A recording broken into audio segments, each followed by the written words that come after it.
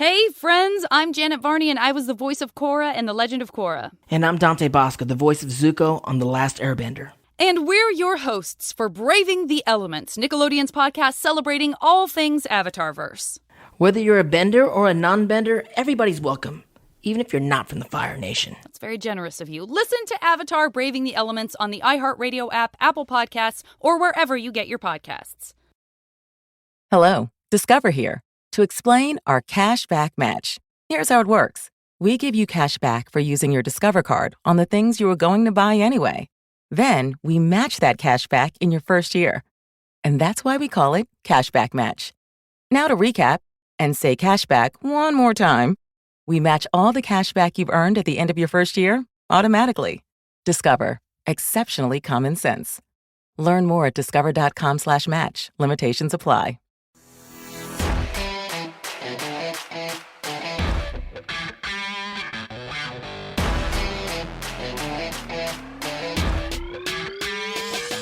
Yes, hello. Sean Gotti with you once again from Raleigh, North Carolina. And you know what? There's a million other things I'd rather be doing right now. But here I am, listening to the Eric Zane Show podcast. So without further ado, here he is, the one, the only, thank God, Eric Zane. Oh, thank you, Sean. Yeah, Sean.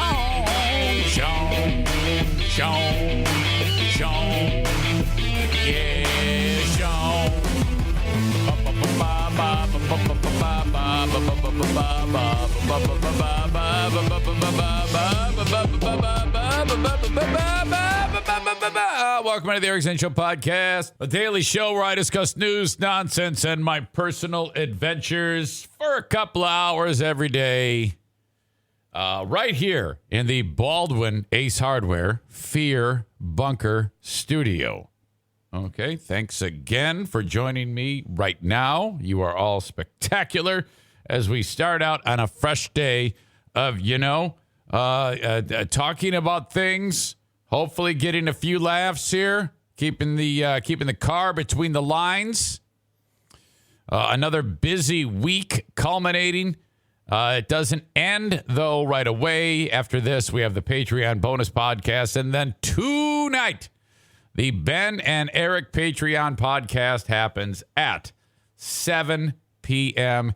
Eastern Time. If you'd like to join me, if you're a Patreon member and you want to join me, please let me know if you haven't already been notified before.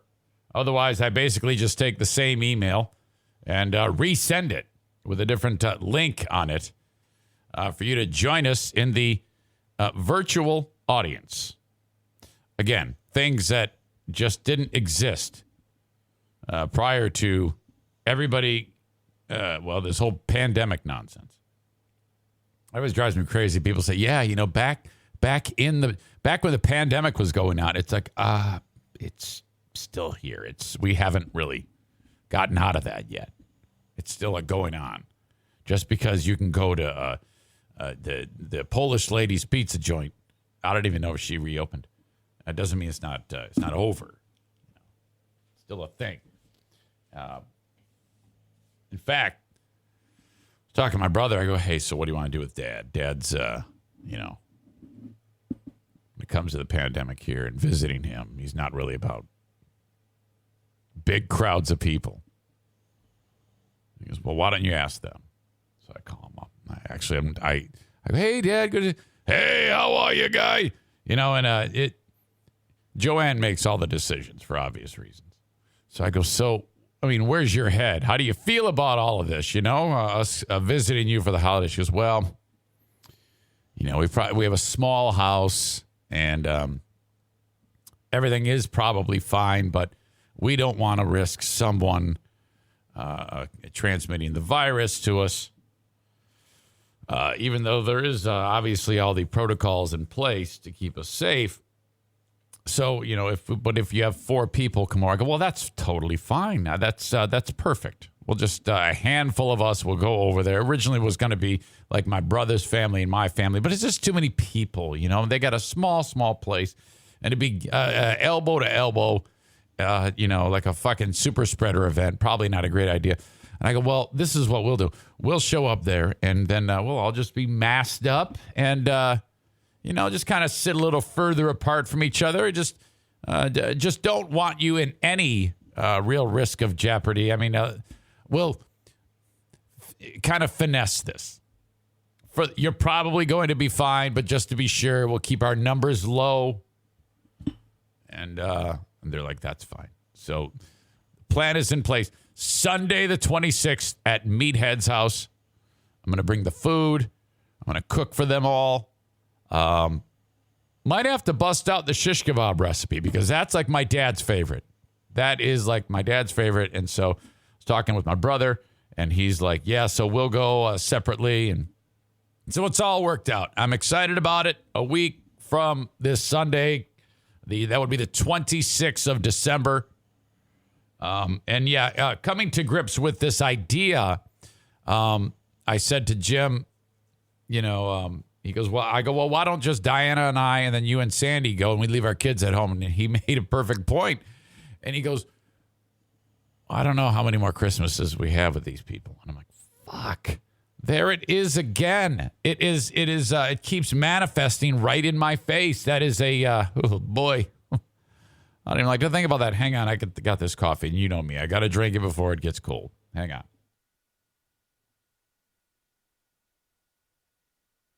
Okay, I'll get back to that. Still too hot. And with that in mind, I was having a discussion the other day on the podcast about mortality and that how, I don't even remember what I said, but it apparently struck audience member up north, Justin, who is terrific. I forget how it went. I was up north at Fear Bunker North, and he had started listening to the show, and I forget all the details. But he says to me, he reaches out via like Facebook. He goes, hey, if you're going to be up at Fear Bunker North, I have a gift for the NFK. I can meet you in like downtown Grayling. It's not much of a downtown. And I go, yeah, all right. I'm all for that. I'm very accessible. Some people who do what I do, they're like, it's my private life. Don't mess with me. I'm like, fuck no, man. It's my private life is very public. I love meeting people. I really do. So I actually make the arrangement. I say to up north, Justin, I go, all right, buddy. And I've actually told this story before. I'll meet you like at the parking lot of the Ace Hardware. And he has purchased a bunch of fucking Grizzly wintergreen long cut to give to the NFK for like a birthday present or something like that. And he says, yeah, I'll be pulling up in I think it's a bright orange, old school Silverado pickup, refurbished. The boxy front end. It's just basically a square. I don't know this. I think this thing was like a 1982 or something like that. And just fucking great. That's what people do up there. They just, I don't know. They're just a handy, hardy bunch of people. And I go, let me guess, you did this all yourself. Oh, yeah, no problem. Just bored out the motor, put on some dual exhaust one afternoon with, with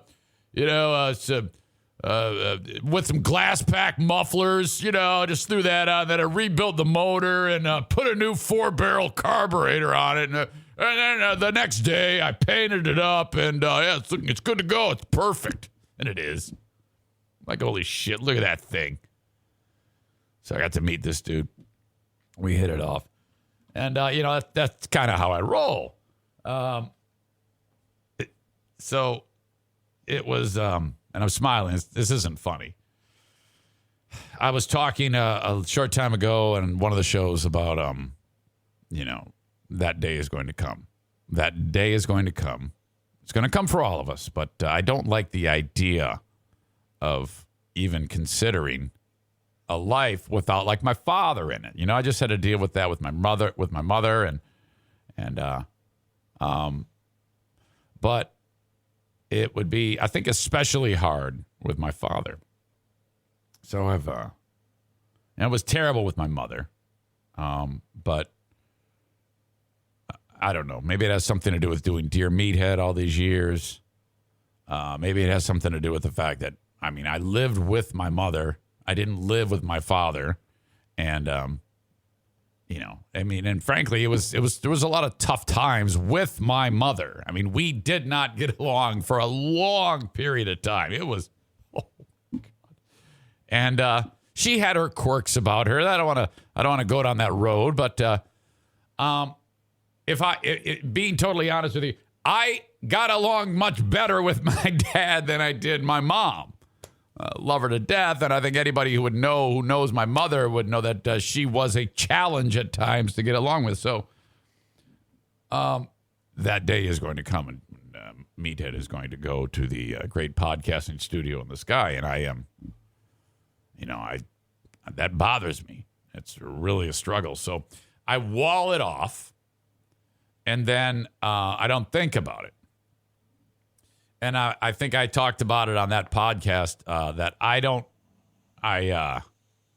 it's kind of hard to even consider life moving on, but yet we do because we're amongst the living. And I don't know, I said something that made sense at the time, much better than what I'm doing now because I feel like I'm not making sense now. Hang on. So while talking about it, it turns out that up north Justin, young guy too, and I actually have him in my phone as up north old school Silverado Justin. He writes this. That's probably going to make him cry when he hears this later on. Good evening, Eric Zane.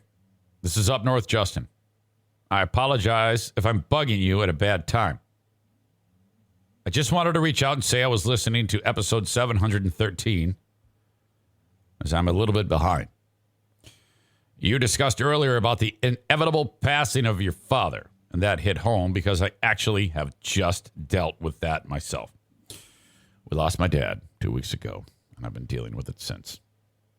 What you had said about the future loss of your dad was exactly how I feel now. Oh, boy.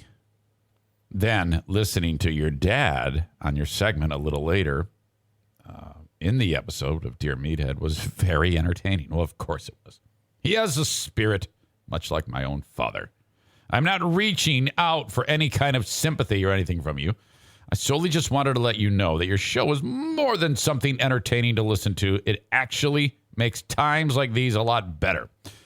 Love you and your family. Hope everybody's doing well. And has a very Merry Christmas. And I'm like, oh, my God. So I got the message. He sent it and put the phone away. By the time he put the phone away, I had responded. Hi, Justin. Thank you for reaching out. Please don't ever feel like you're interrupting. I'm so sorry about the passing of your father. There will always be a void, and there's no, quote, getting over it, but your sorrow will slowly be replaced by the great memories you had with him. I appreciate your words more than you know. By the way, this is what you are saved as in my phone. He writes, LOL, that is awesome. Thank you for your kind words. You're definitely right. I have found in the last few weeks a lot of memories flooding in that I had actually forgotten about. Life can be bitter and sweet at times, and I know we all hate the bitter times.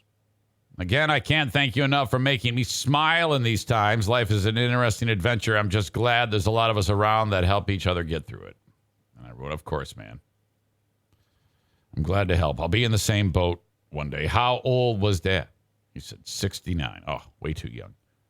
He never missed a beat right up until the last few hours. 2 of my aunts got up and said they were going to fly out of there for a little bit to get them some rest. He sat there for a minute and then responded with, well, make sure to use your wings. He always had comments like that. Dad jokes, especially if you said, hey, I'm going to jump in the shower. He'd say, well, don't jump. You could slip and fall. So that was kind of so best wishes to up north, Justin. Sorry, man. I am so sorry. That's all I know. I'm not even sure the details of it, but it sounds like Dad was a great spirit. So thinking about you. To anybody who's experienced loss, my goodness, I know that's tough. I know there's nothing really funny about it.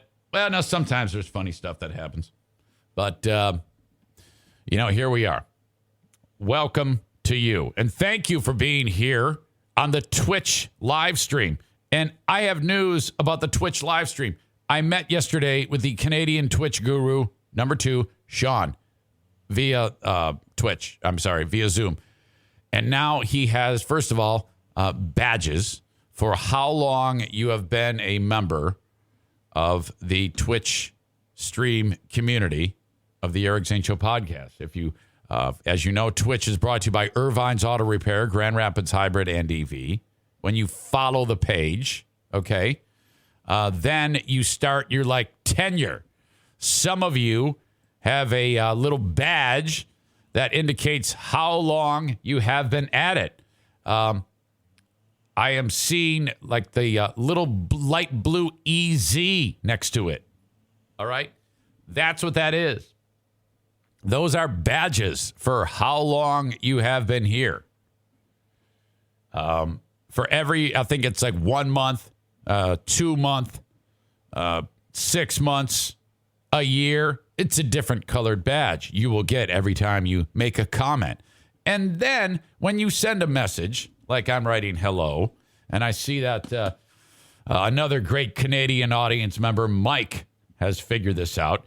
You click the emoji icon or emote icon, the little smiley face in the field, and you will see Eric Zane live and 4 pets. Daisy, Buddy Bobcat Face, Benny the One-Eyed Wonder Dog, and, of course, Lincoln. And then you can add those to whatever you want to say. My emotes of my pets. Now, I have 7 in there, okay? I put all of the dogs in and cats in there. And the algorithm, I was told, it has to vet it, because when we did this, Sean uploaded all 7 pictures of my pets, but you only see 4. What's going on? Well, I go, why is that? And he goes, well, some of the pictures you see, they have a little hourglass next to them. I go, yeah, I see that. He goes, yeah, the AI wants to examine it. I go, what? It's like Skynet. And he says, yeah, so they will be approved. It happens to all of them. So for right now, that's what you get. Now, I am slowly but surely getting a handle as to how this fucking thing works. Corey, who's known as public_nuisance, says the more subs you get, the more emotes you unlock. Okay. Now, I was told that you cannot access the emotes unless you are subscribed, which is different than following me. All of these people who have access to the emotes are tier 1 subscribers. You can become a subscriber by you get 1 a month from your Amazon Prime account. You can sign up, and it doesn't cost you anything. When you sign up with your Amazon Prime account, which is very easy to do. How? I can't tell you right now because I'm so shitty at this, but you can figure it out. When you do that, actually, it's worth $5. $2.50 of that goes to your old pal Eric Zane. $2.50 goes to the Canadian Twitch guru. Patriot Nick has been gifting tier 1 subscriptions to random people in the audience since this all started. So new people in the audience or followers that he knows is not a tier 1 subscriber, he's doing that because A, he's great, and it helps, keep the meter moving on the old on the machine, like I just described. So that is what is happening when you unlock a tier 1 subscription on Twitch. I don't know about you, but being 51 years old and even having any type of semblance of being able to describe this is, in my opinion, a win. Public nuisance, Corey says, if I ever get 15 subscriptions to my channel, I'll unlock another emote I can upload. All right. I'll take your word for it. Charbs 152 is strongly urging us to not get the COVID vax. So just take that with a grain of salt. Charbs is anti-vax. Does not want you to get it. I'm not sure why. I would like to think that Charbs 152 doesn't want us to die. So I'm not sure what's going on there. In fact, Charbs 152 says anti-mandate in all caps. Okay, so I don't know what's going on there. But let me just say this. I have a story. Charbs 152 may have been, ladies and gentlemen, part of the big, historic, unbelievable movement that took place at the Cheesecake Factory in New York City. Did you see this? Oh, my God. Incredible. These liberty-loving patriots, you know, they are all about the Constitution and freedom. And Charbs 152 was there. He was seated at the table. All right.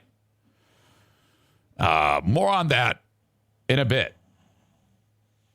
So there you go. Emotes for Tier 1 subscribers. Thank you for being here on the live stream. Ben and Eric Patreon podcast tonight at 7 p.m. Like I said, update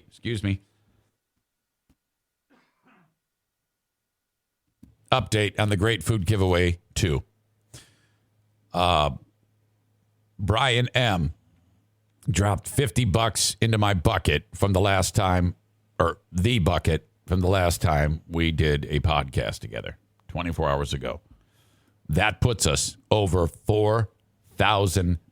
Are you kidding me? So here we are, this ragtag bunch of audience members, puppy dogs, family members, and your old pal Eric Zane have whipped up $4,029.85 in hand. $3,300 of that, maybe a little less, maybe a little more. I'll find out the exact price when we ring it up Sunday at my area Jennison Meyer grocery store with my friend Joshua, who has logistically organized all of this for me. Thank you very much. This is 100% fueled by your donations for the Great Food Giveaway. We just pooled our resources and bought a lot of food. Meyer, they didn't give anything. They did help organize it, but we are buying the food from them. You are, and me.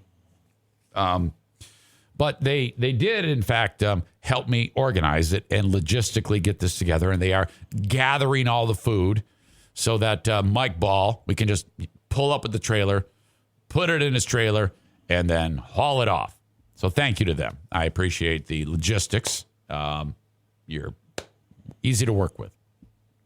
But you are paying for it. And then he's going to ring it all up, and he's going to say, okay, here's the bill. He's going to scan it with the thing, the little barcode. It's going to say, pay us $3,300.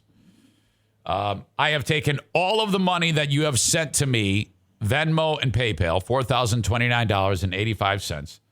And then it's just that money went in, and now it's flying out of there and going to pay for that. There's leftover money, what amounts to, I guess, $729.85 at this point. That is then donated electronically to Kids Food Basket.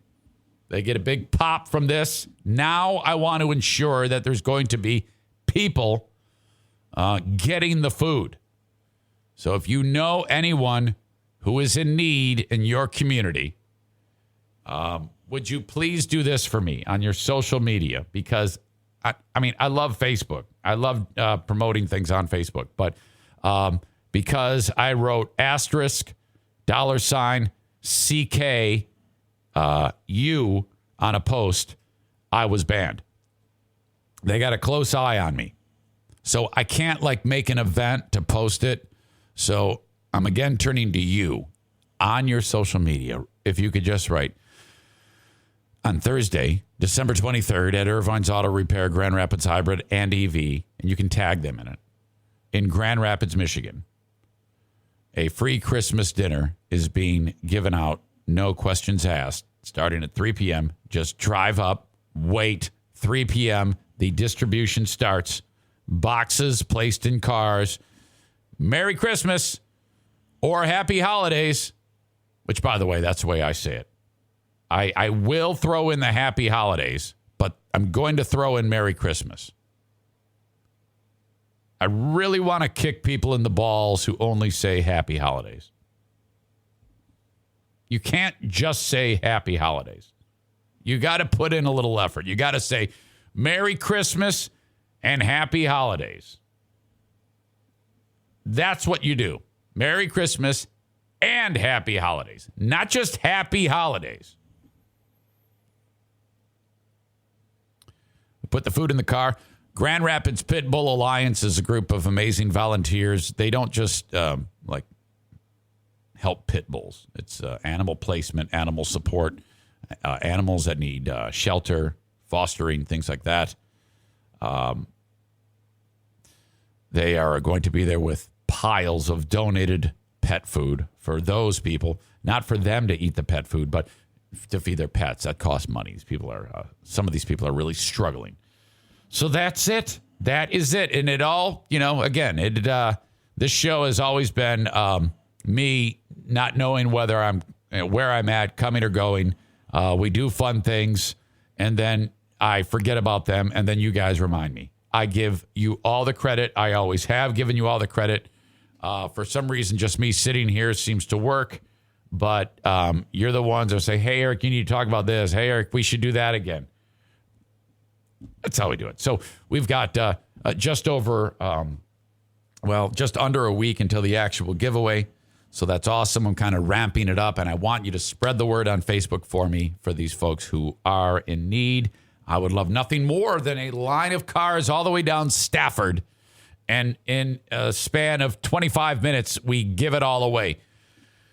Since we're starting at 3 o'clock, we will have the human megaphone. Sarah, who is just, what an energetic, soul, wonderful human being she is. She will actually be standing at the corner of Stafford and 44th Street. 44th Street is an incredibly busy stretch of road here in West Michigan. And I'm assuming Santa Pellerito will also be there, holding a sign that says free food with an arrow, okay? And that's hell. When we started it last year, there was probably like 10 cars lined up, okay? And that was it. And then we put food in their cars, and then we still have 90 boxes full of food. And I'm like, oh, okay, so, what are we going to do with the rest of this food? And then Sarah says, I got it. And then she, farts in her hand, sniffs it, wanders over to the corner, and then just starts screaming at passing motorists. And the next thing you know, it's wall-to-wall people. It was all her and Santa Pellerito. And that's kind of what I'm hoping for again. In fact, I based the scheduling of the event on her schedule. She said, when are you starting? And I go, why? She says, well, I work till so-and-so time. And I'm like, well, I'm going to schedule it for when you can be there. You're a key component in this. You have been blessed with a mighty set of lungs. So though you're a dumbass anti-vaxxer, you're key. I mean, I love my anti-vaxxer audience members.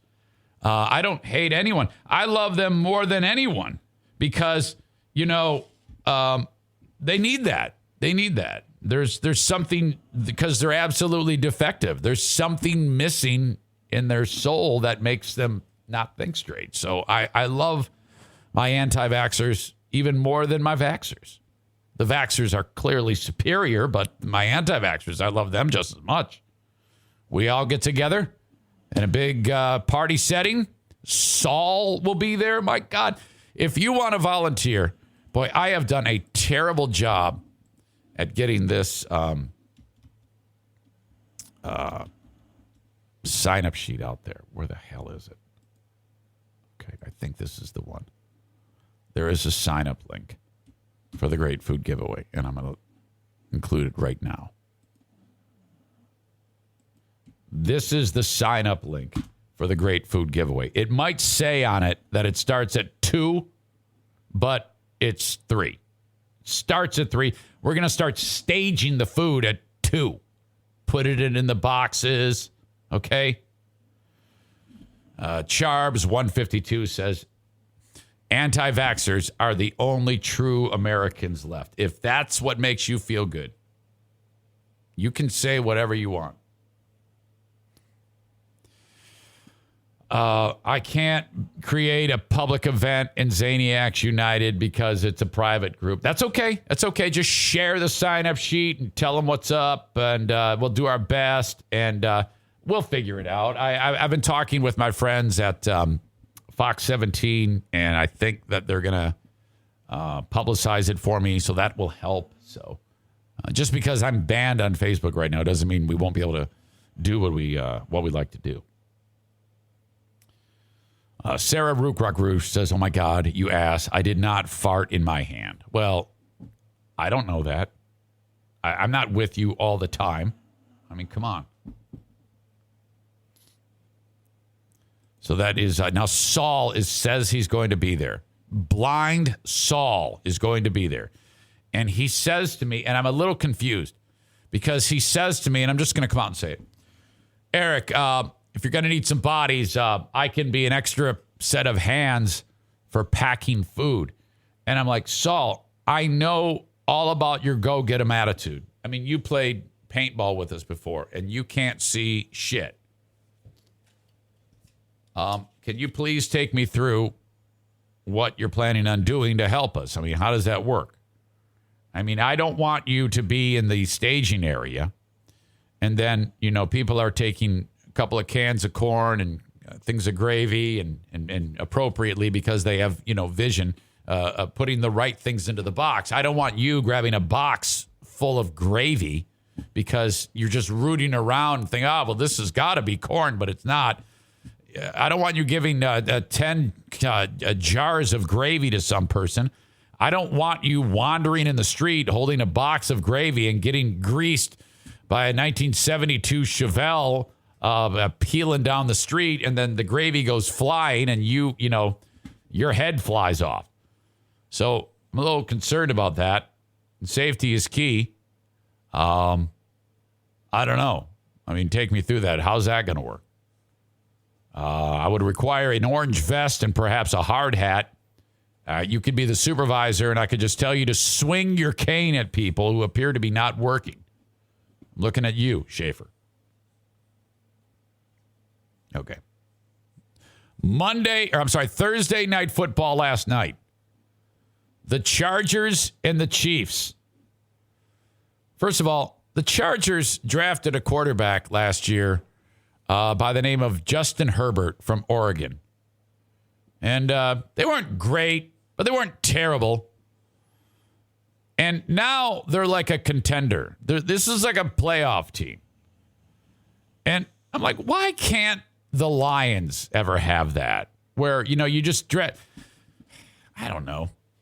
It just seems so crazy to me that team can draft a quarterback. The guy plays one year of NFL football, and he's already just a badass. Chargers fall to the Chiefs in a barn burner. Terrific game.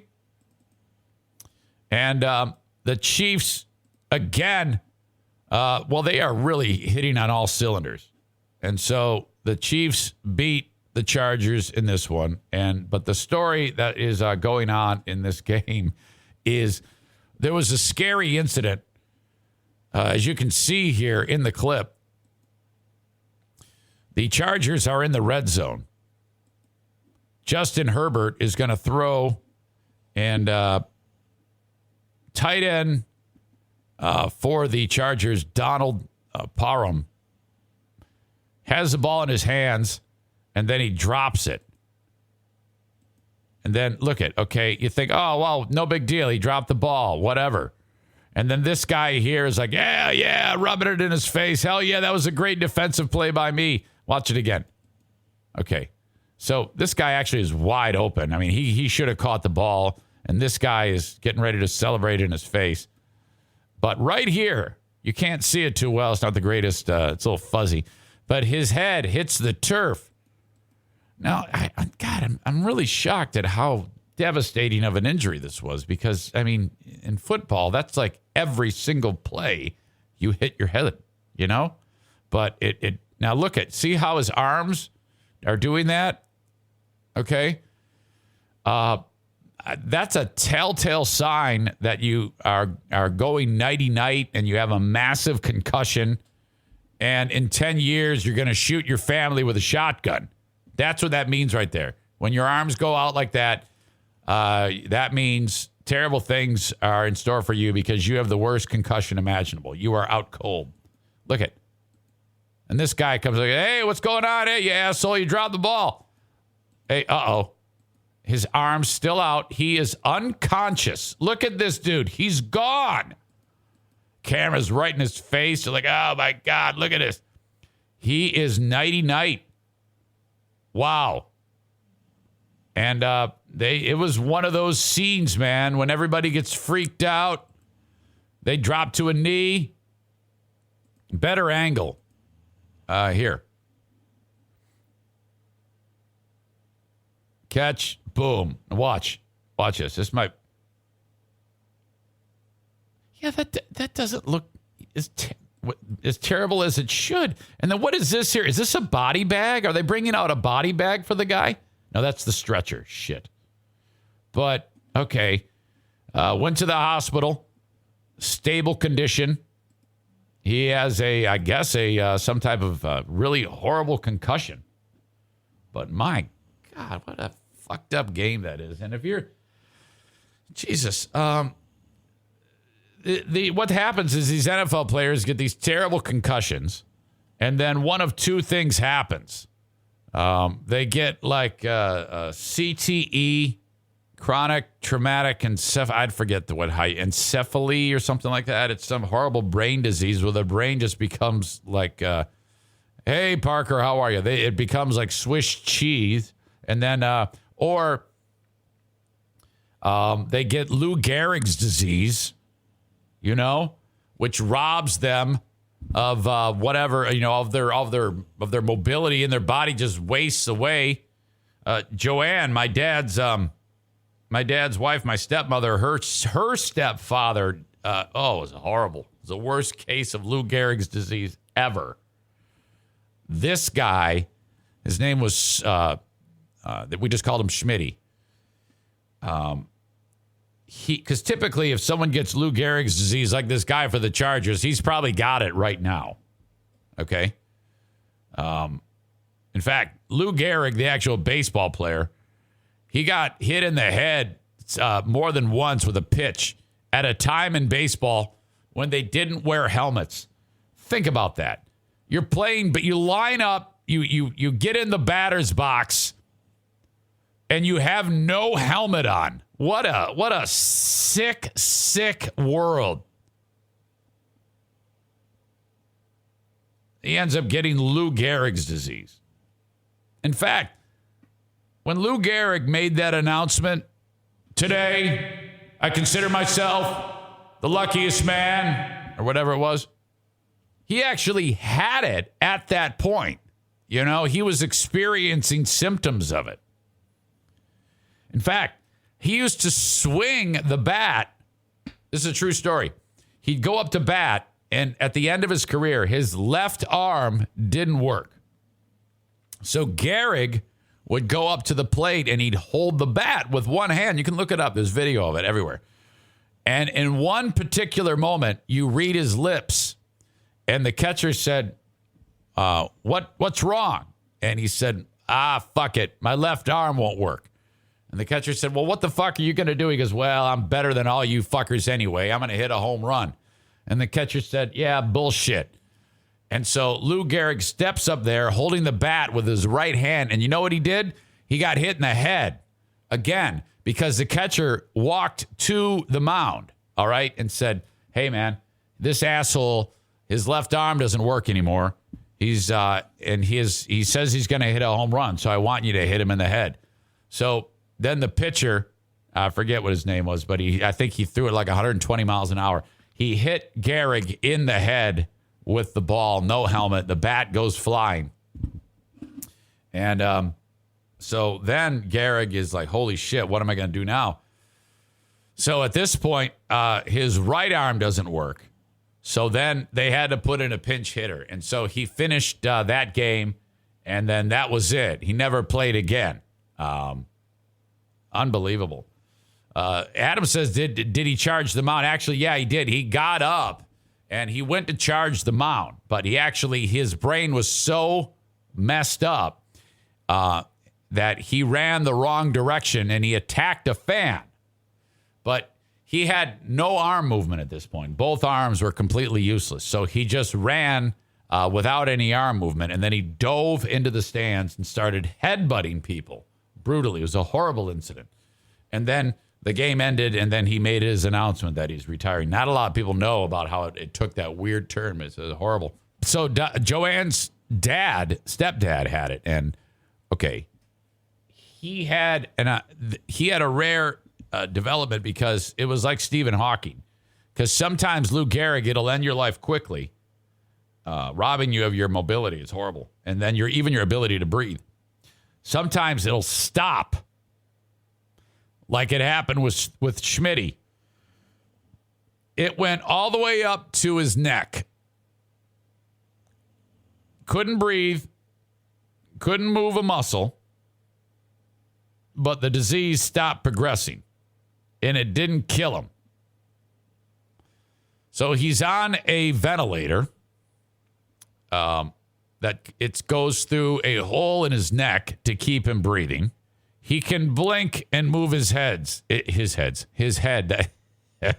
one head. He can just wiggle his head. And so we go visit him, and he'd just be laying there. It's like, oh, my God, what the fuck? What? And then for years, Joanne's mother took care of this guy. Holy shit. That's the same thing happened to Stephen Hawking. It ravaged his body, and then it stopped, and then he stayed alive for years. Holy fuck. So anyway, this dude for the Chargers has it. He'll never play again. Totally kidding. I'm sure he's fine. But that's a scary line of work, football. My God. That is just fucked up. And I'm just shocked at how devastated this guy was. He just bumped his head. He's got a fucking helmet on. I mean, if you hit the ground with no helmet on, I could see that being a bit of an issue. But, I mean, this guy I don't know. Maybe he's had a lot of concussions in the past. I'm not sure. Also, side story going on. Patrick Mahomes has a brother who is a huge pain in the ass. His name is Jackson Mahomes. Now, you may have seen this guy make an ass out of himself before. Hang on a second. I got to look up this story. My internet is... Okay. Jackson.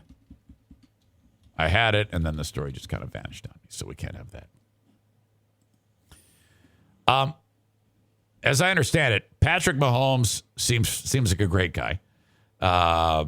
His brother Jackson is a huge twat, and his girlfriend and the mother of Patrick and Jackson are insufferable. Okay, they're the type that, like, if anybody says, "Hey, Patrick Mahomes sucked today," they're like freaking out, losing their minds, and Patrick is like, "God, just leave it alone. I don't want anything weird. Let me just go play football. I don't want you guys being in the headlines, you know?" And so Jackson Mahomes has no discernible skill other than being Patrick Mahomes' brother. So all he does is he gets on social media and he shoots videos of him next to his brother, and they go viral.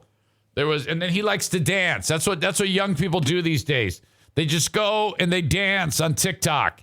And that's it. And everybody goes, "Oh my God, you're so famous. Here, take $1 million. You're the greatest thing I've ever seen in my life. Oh, you're so cool." Jackson Mahomes even went so far as there was one deal. I forget the details of it, but at one game this year, they were honoring some football player who croaked or something like that. And at the I don't know, it might have been something to do with the Chiefs, and they put like the guy who died's number on the field, similar to what they did with what Denver did with Demarius what's his face.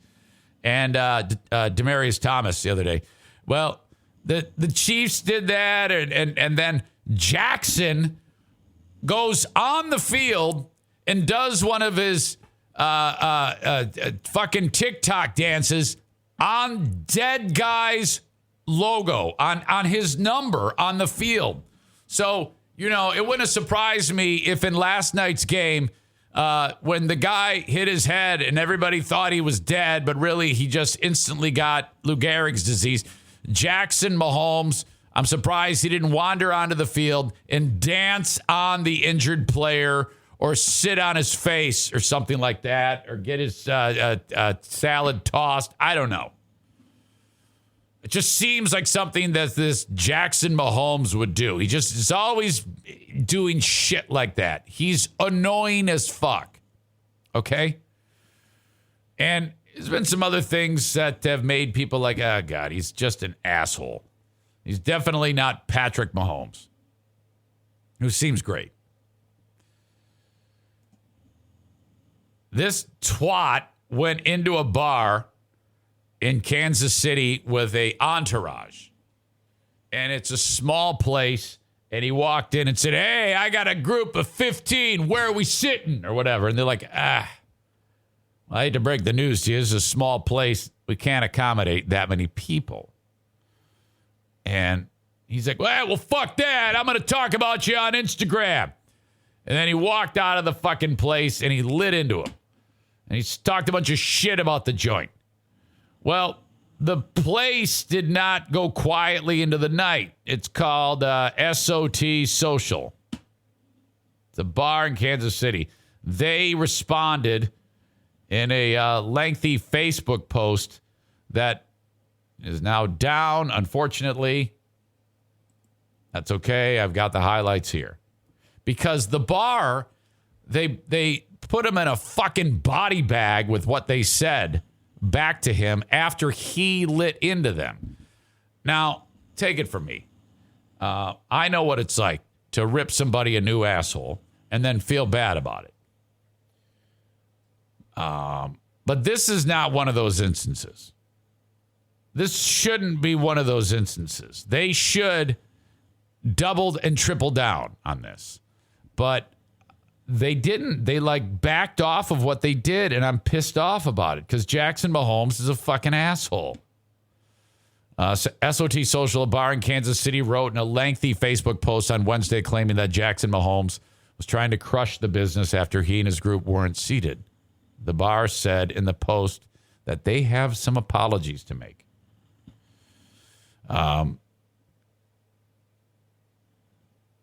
We are sorry that we set boundaries that you tried to ignore. This is the initial post. Oftentimes, people with unearned status and a sense of entitlement think they are above the rules and will lash out at the employees enforcing them.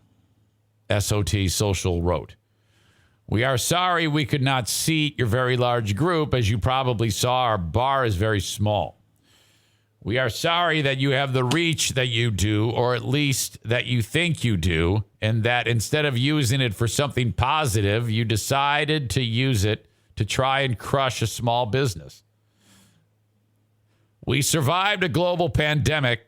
We'll survive your ego. Yes. Fuck yes. Give it to him. Give it to him. SOT Social also hit at Jackson Mahomes. Okay. For pouring water on a Ravens fan and dancing on the Sean Taylor Memorial while he was supporting the Chiefs before their game against the Washington football team. That's what it was. Sean Taylor. It took way too long for the Washington football team to memorialize him. He had passed in a horrible incident years ago. And they had his number on the field. And there's Jackson Mahomes fucking boogieing on the fucking thing. Both of these moments took place earlier in the year. We are sorry, SOT Social says, that you didn't reach out to us first before taking to social media. But then again, that is an expectation we would have from a mature and a rational person, not someone who pours water on fans and dances on the memorials of tragically lost people for TikTok clout, the bar added. We at the bar have not been fortunate enough to be born into a much more talented and much more famous family. But we would like to think that if we did have that much luck, we would use our influence in more responsible ways. Kansas City Magazine noted that Mahomes slammed the bar on his Instagram over the weekend, writing on his since-deleted stories that, quote, the service is absolutely terrible and the servers are so rude. You can get sued for that shit nowadays. That is, that's kind of a messy ride in some cases. But servers are so rude, and mentioning SOT social. Nowadays, though, for somebody who's Jackson Mahomes' age, you can't do anything to anyone that age without... Okay, this is what happens normally if you have a person who is the age of Jackson Mahomes. I'm going to guess 20. Jackson Mahomes' age.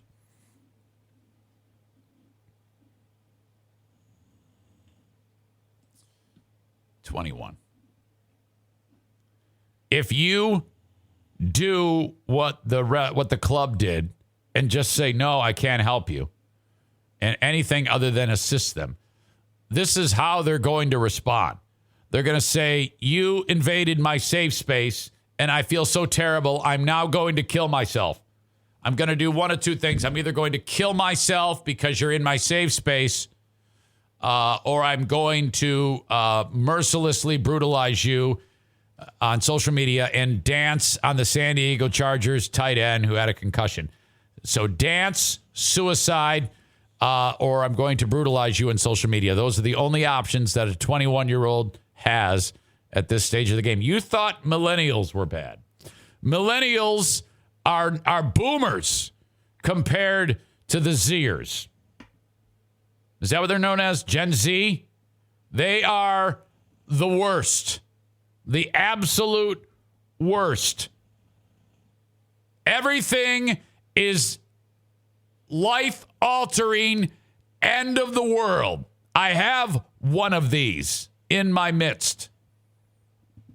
This is how it goes.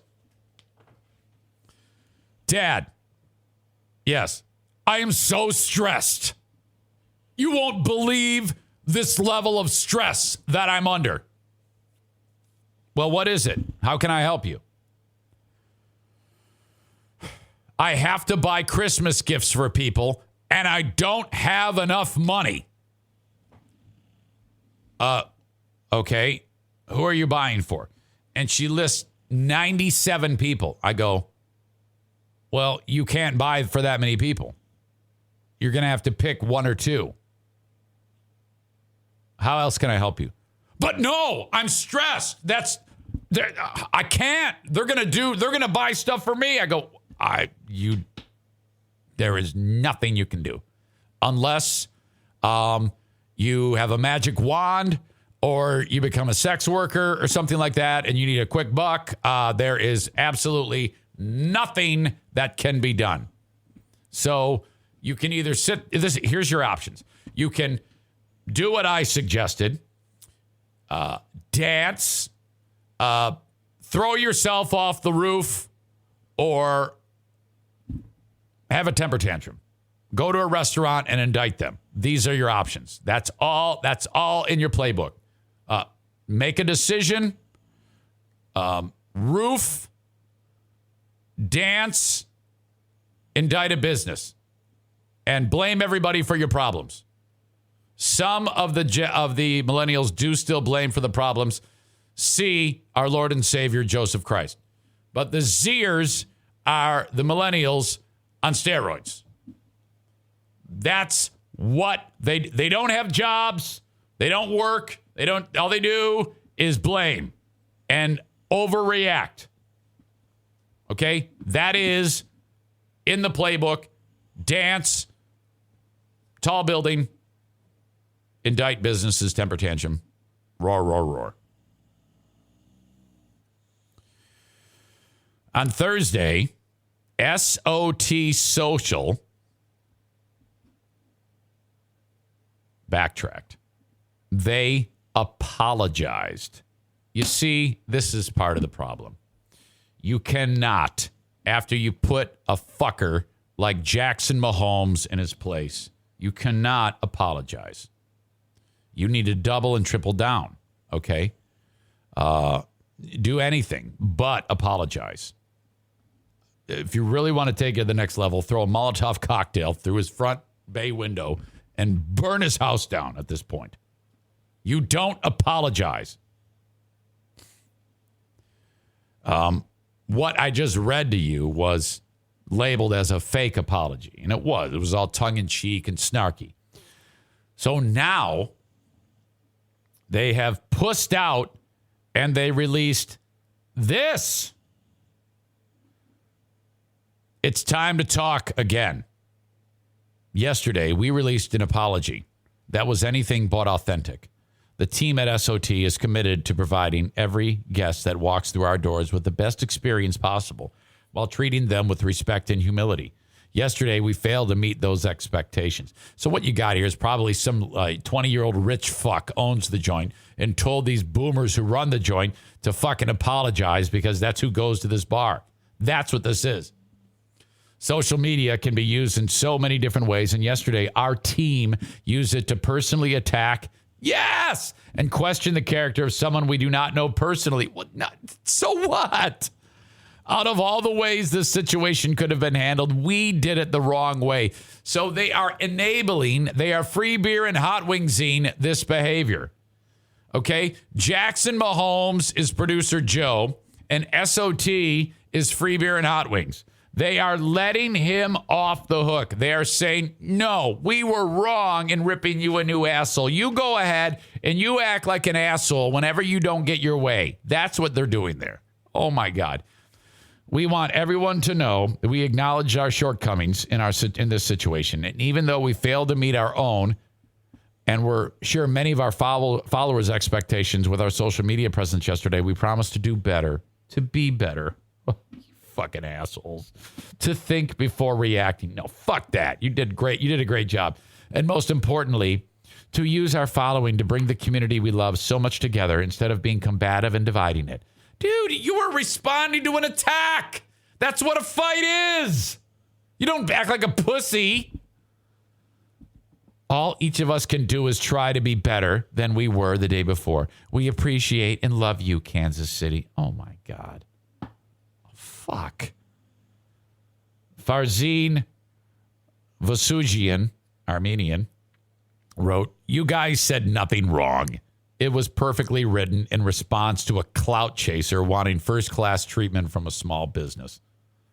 Looking forward to visiting you guys soon. No, they're just as bad now, you fucking puss. My God.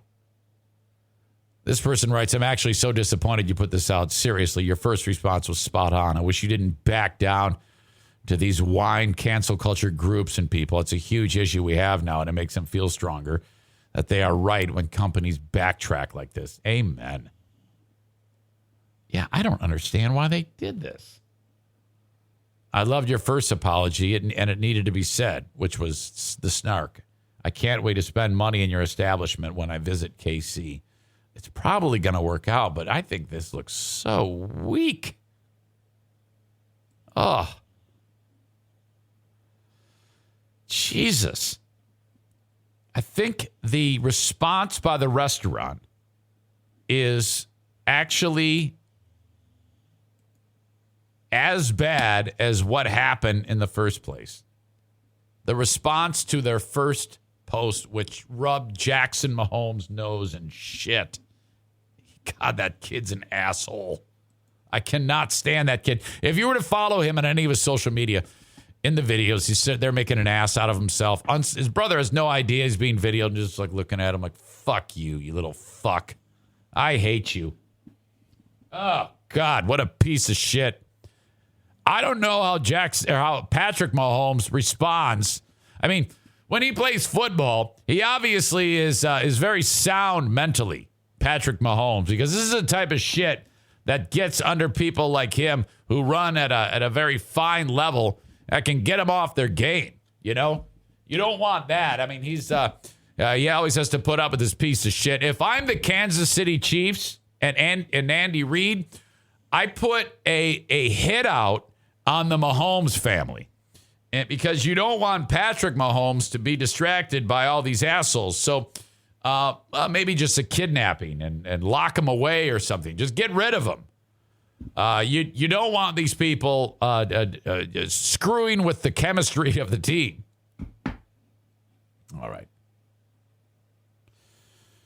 All right. So that's that.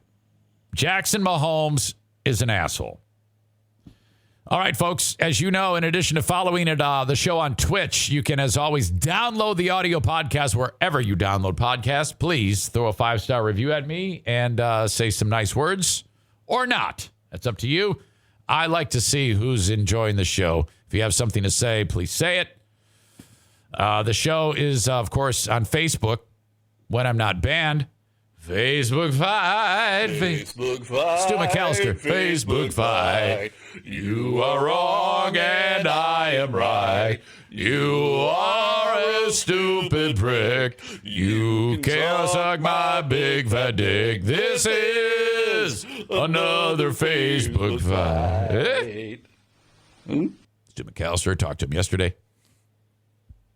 Stu, first of all, hold on a second. I got a story about Stu. Facebook brought to you by Irvine's Auto Repair, Grand Rapids Hybrid NEV. Follow me, facebook.com/Eric Zane fan page. I am on YouTube, brought to you by My Policy Shop Insurance. Subscribe to the channel, bell notification. You'll know when I go live. Twitter, @Eric Zane Show on Twitter. Follow me on Twitter, please. Brought to you by Blue Frost IT. I called up Stu yesterday to bitch. He's like, let me hear it, Eric Zane. Let me hear it. And he goes, what do you know about the job opening on 95.7? And I go, nothing. I go, you probably know more about the job opening on 95.7. Now, this radio station in my neck of the woods is in the same building with my old pals Free Beer and Hot Wings. Now, I just wish I could be a fly on the wall for a lot of reasons. When we showed up in Grand Rapids, 95.7 was the big swinging dick in that cluster of radio stations. GRD was underperforming with this horrible host by the name of Michael Gray, who, if he's on the radio, no one's listening. That's what he's known for. If he's on the radio, people aren't listening. I've replaced him twice. Gray was on the air on GRD. We take over. The show on 95.7 was Dave and Geri. They were a husband and wife team, and had the legendary market show. I would say in the entire market, they were the most known. Dave and Geri in the morning. Hey, friends, I'm Janet Varney, and I was the voice of Korra in The Legend of Korra. And I'm Dante Bosco, the voice of Zuko on The Last Airbender. And we're your hosts for Braving the Elements, Nickelodeon's podcast celebrating all things Avatarverse. Whether you're a bender or a non-bender, everybody's welcome, even if you're not from the Fire Nation. That's very generous of you. Listen to Avatar Braving the Elements on the iHeartRadio app, Apple Podcasts, or wherever you get your podcasts. Now is the best time to start working at Amazon. They are offering sign-on bonuses up to $3,000 and hourly pay up to $22 per hour. You'll bring home a great weekly paycheck, and many jobs come with benefits that start on your first day. That's higher pay, sign-on bonuses, benefits day one. And you'll be part of a safe and inclusive workplace ranked among the best in the world. Go to amazon.com/apply to start your job search today.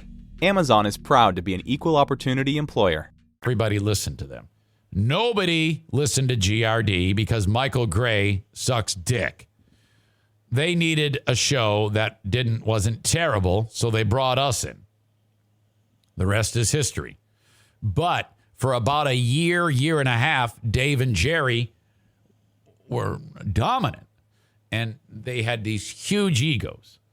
And so Geri in particular, the lady, she's now deceased.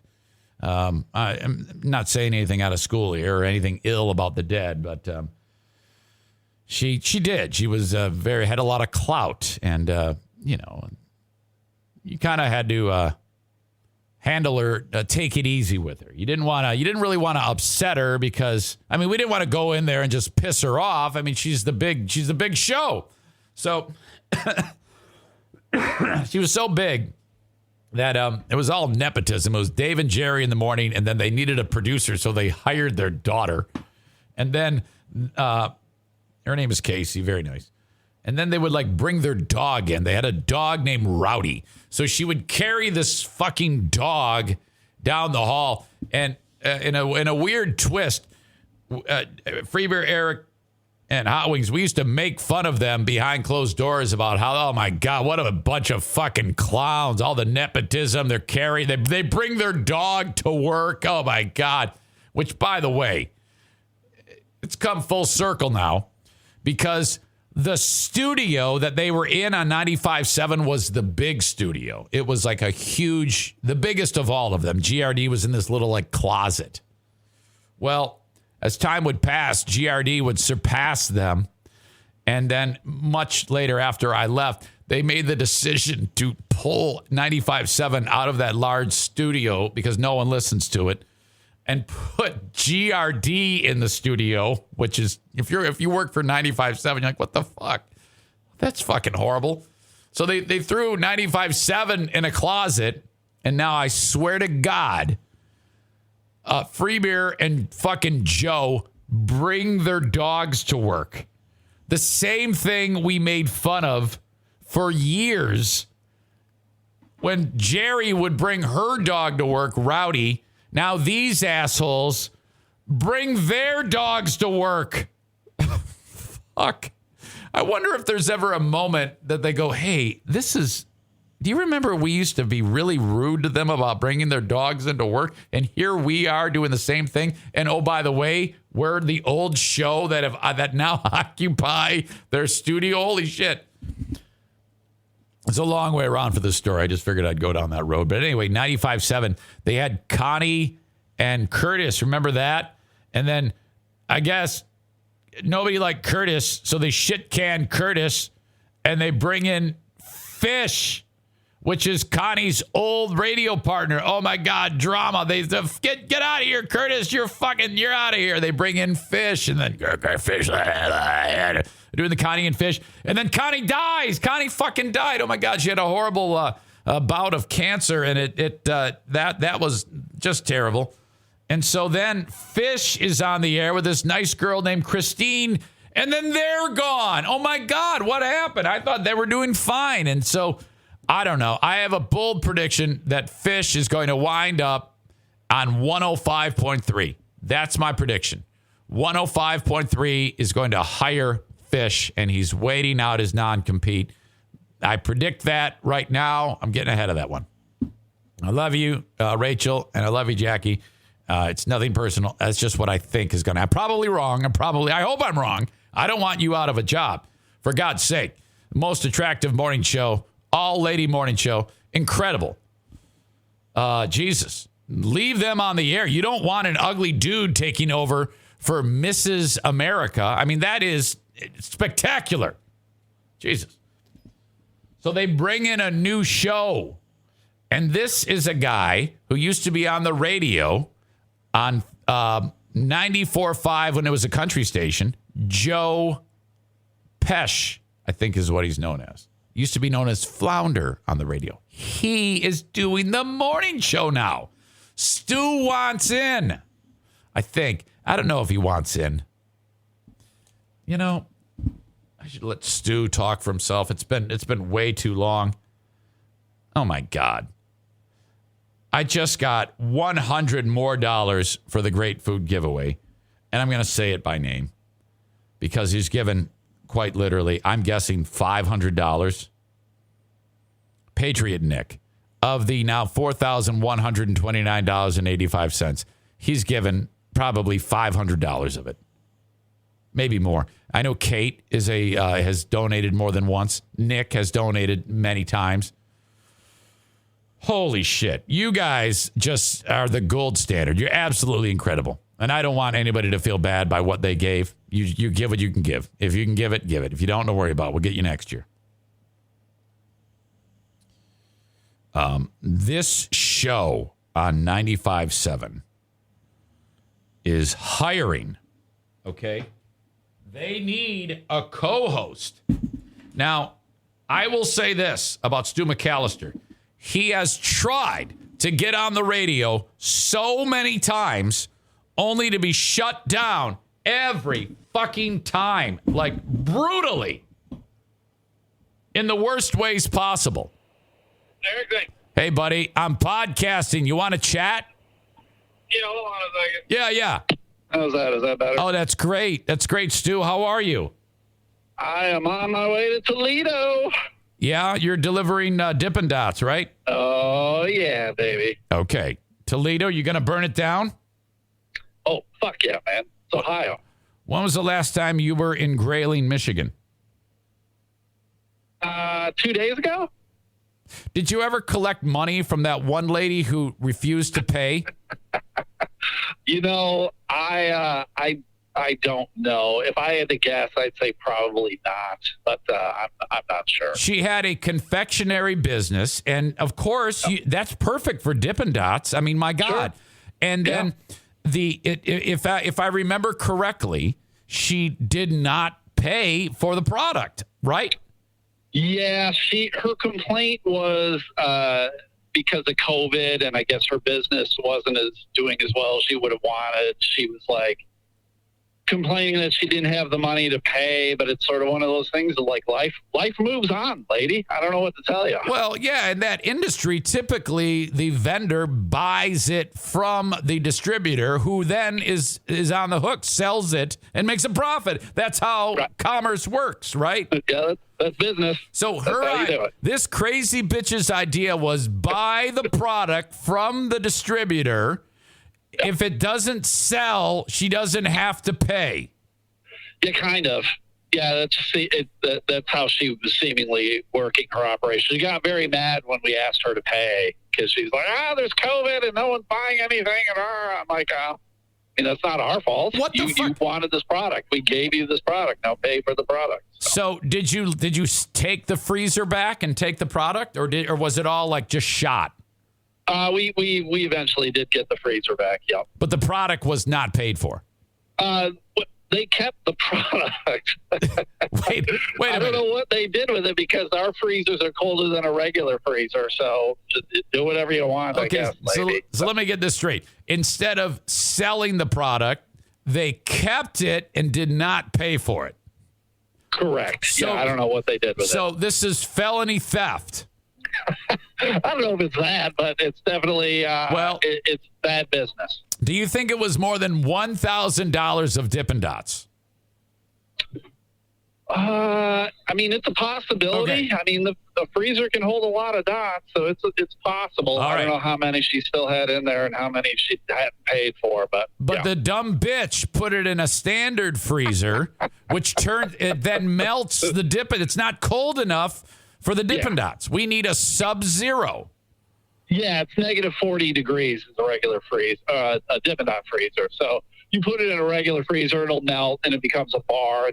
You can still eat it. It's just not the gimmick. I think she put it frozen into her vagina. That's how she kept it cold? Yes, that's what she did, and that's what that fucking bitch did. And I told you I'm going to go there and harass her, but this was years ago. This is like 2 years ago. Yeah. So if you have a chance and you want to wander in there, just ask her if she's got any Dippin' Dots just to see what she says. It'd be funny. Yeah, I could go and say, oh my God, I need some so bad, and I'm filthy fucking rich. I'll actually pay $1 million for one pack of Dippin' Dots. If only you had some, I'd make you a millionaire, you stupid bitch. I wonder, people like that who are so incredibly rude to me and other employees, like what she's like with customers, though. Do you think she's totally two-faced throughout her life, or or what was going on? Wow, I don't know, man. God. It's weird when you deal with business people. I get you're mad at the business world right now sucks balls, but it's not our fault. I didn't fucking create COVID. I was just talking with you yesterday, Stu, and you said something to me. It made me feel so good, and I don't know if you've ever really voiced it before. It might have been in hindsight. You said the best radio show that you've ever heard. Is that what you said? Was when we were together? Yeah, I think so. I mean, I just feel like a good morning talk show is the way to go. And I thought, whether it was with me or, you could have been with Ben or any of the other people. I mean, that's just what morning show should be to me. Yeah. Well, I appreciate that. That was really kind because this came up because there may be another opportunity for Stu to put in an application and for people to ignore people to ignore him. It's not going to happen, man. I'm not going to put it. You are not going to apply for the co-host position on 95.7. No. I like Big Joe and all that morning show is not meant for me. I would not be a good fit for it. Well, I don't know. I mean, Stu, you have a long history of getting a job and just quitting. So I see no problem with you. I mean, think about it. We can look back to the time with Big Worm. Big Worm? Yeah, that's true. Yeah, that's true. And by the way, did they ever pay you at Big Worm? Did you ever get? You did? Yeah. Okay. Yeah. I did get the check. It was all good. So. Ah, man. Well, okay. Yeah, I wonder what that gig is like as a co-host. I'm going to go out on a limb and think that they are going to hire a very nice, very young lady who is idealistic and thinks maybe, this is my big break. They're going to pay her $14,000 a year, and she's going to work 69 hours a week. That's totally a show. I mean, Big Joe is the main host. They're going to look for a woman, Wendy, who's sitting on it right now. I think they probably want her to put her back in what her real job is. Slide in another co-host with Joe and have the producer. So yeah, I agree with you. I mean, I could apply. They wouldn't hire me. They know I don't fit in. They know I'm going to say something stupid on the air, something offensive. Right.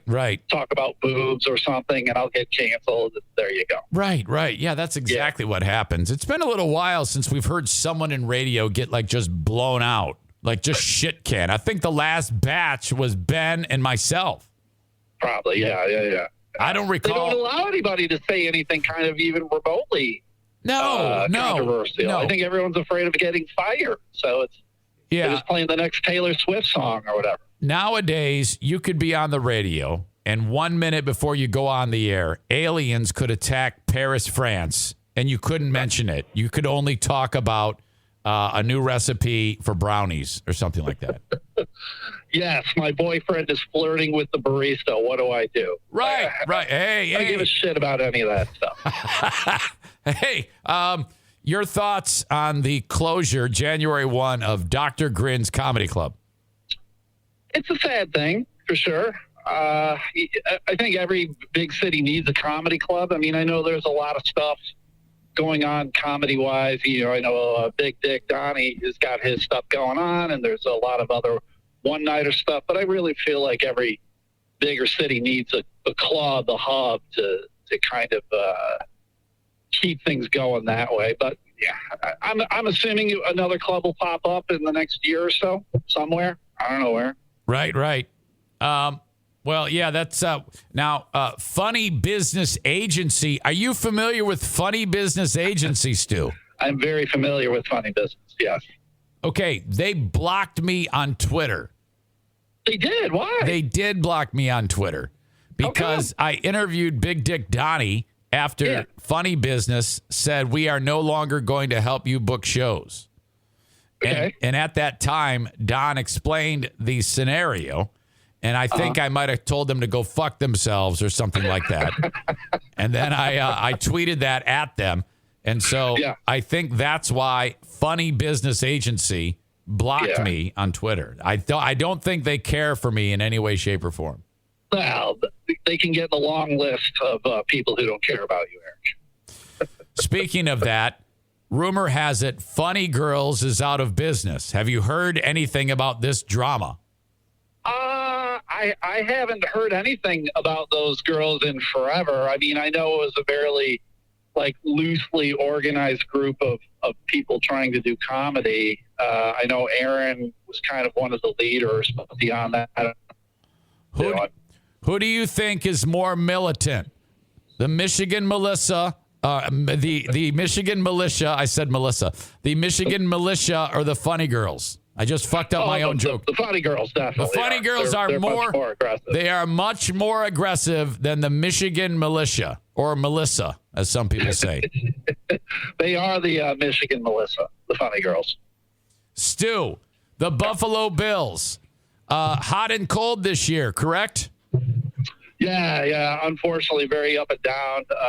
They lost 2 games in a row. They should beat the Panthers on Sunday, but they lost to the Jacksonville Jaguars, so who the hell knows? Oh, my God. That is seriously a low point. A team that somehow has managed to, even though they have more wins, to be worse off than the Lions to some degree. Do the Buffalo Bills make the playoffs, Stu McCallister? Oh, yeah. They're going to win probably 3 out of the next 4 games. They'll get a wild card spot, probably lose in the first round, but they'll get it. Did you see the Buffalo Bill fan, the woman who was thrown off of the car by her husband and missed the table, and she crashed down onto the hard ground? How great was that? But no, I didn't see this one either. Some lady cracked her skull on the pavement. Oh, it was okay. The guy was 3 feet from the table on top of a car. He threw her and only threw her 1 foot. So she did fall, but landed, didn't even touch the table. She just he just threw her on the ground.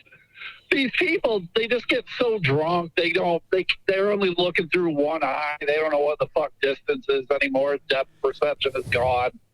Oh, Christ. It's funny to me, but it's awful at the same time. Stu, also, I'll end with this. I need an update on your health. When I last turned around, you were in the hospital and you had a blood clot in your penis or something. I wish, man. God, can you imagine having a blood clot in your penis? It'd be so fucking hard. All the ladies would love it. It'd be the greatest. Are blood clots painful? I'm sorry. Are blood clots painful? Apparently. I'm sorry. A couple clots in my lungs. And I'm doing okay now, though. I'm on the blood thinners for life. It's not something I need to or can take myself off of, and I'll survive. So when you're on blood thinners, if you get a paper cut, don't you lose like 4 gallons of blood? Yes, you instantly die. Okay. Don't bite your hangnails. You'll bleed out. None of that. And I can't drink booze anymore, man. That's what I see. Someone said he's slinging NA beers now. Great. Oh, yeah, man. Getting all the crazy NA beers. All right, Stu. Well, I'm proud of you because my brother-in-law, he does not drink NA beers. And here's the story. This is my brother-in-law, Kevin, who lives with us now. Are you familiar with that story? Yeah. He was, no filter. Yes. He has a surgery in mid-January to correct a cervical spine issue. All right? And, and this is absolutely true. He's so cement-headed. He met with a nurse, and she said, okay, Kevin, a few weeks before your surgery, you must stop drinking beer. And then she encouraged him to cut down, but then she kind of like went back on that and said, just make sure a few weeks before you stop drinking or cut it down or something like that. And he goes, all right, sure, whatever. And so that was his only concern. This is the only thing. He's not concerned about whether he's going to come out of the surgery okay. He's only concerned about how much booze he can drink. So, and then they said, and cut back on the chewing tobacco. And he said, yeah, whatever. So then they took some blood work, and they determined that this is a little bit more serious. And they called me. And they go, look, you need to tell him no beer between now and surgery, no tobacco, nothing. Cut it out. But he doesn't get it because I walked up to him and I go, Kevin, and I was very nervous about this because I know how he's going to react. And I said, I just heard from the nurse. Now Kevin doesn't understand that if you hear from one nurse on 2 days earlier and then they then take a closer look at your records and your tests, and then update their opinion that you go with the updated one. You don't go with the old one. He doesn't get that. So I go, Right. I go, Things change, man. that's what I said. I go, Kevin, they said they want you to stop drinking. He goes, I'm not doing that. They already told me I don't have to. And I'm like, you dumb motherfucker. Did you even hear what I said? And so, and though I explained it to him, he's like, no, I'm just doing what they told me. And I'm like, you're a dumb shit. You're worse than these anti-vaxxers that are listening to me right now. Did he had a brain injury, correct? Is that what's going on with this guy? He had epilepsy, and then to cure it, they did a temporal lobe lobotomy. Right, to prevent the seizures. Yeah. Correct. So he's fucked. Yeah. So That's got to be fun, man. Having him in your house, swearing at sure. everything. Yeah, feces smeared all over the place. It's fucking unbelievable. That's awesome for you. I'm sorry that he isn't getting it, but hopefully everything turns out okay for Kevin. I said to him, Kevin, I want you to know this.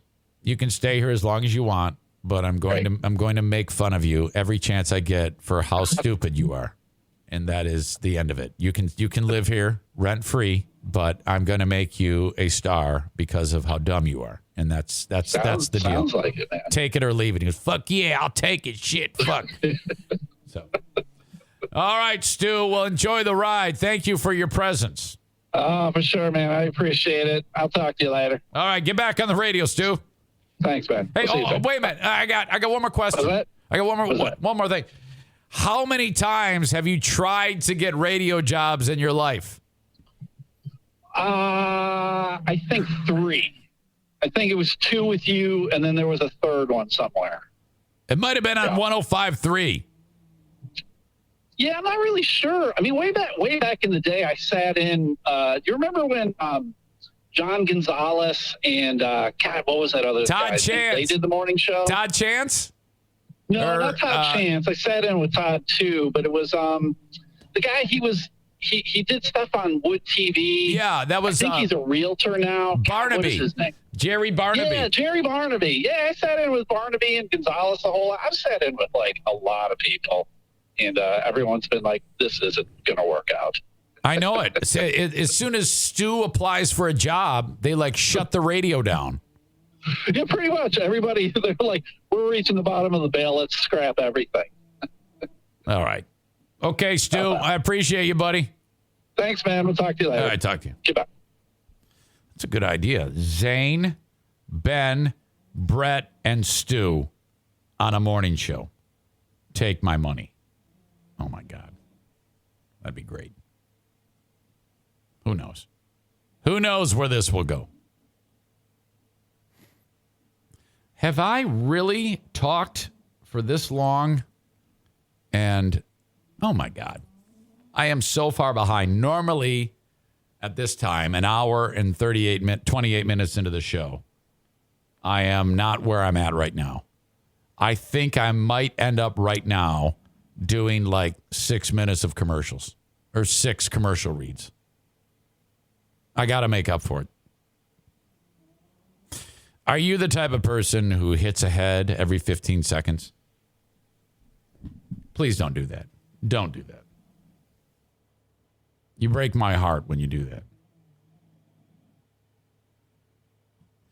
If I'm going to sit here every day for 2 hours,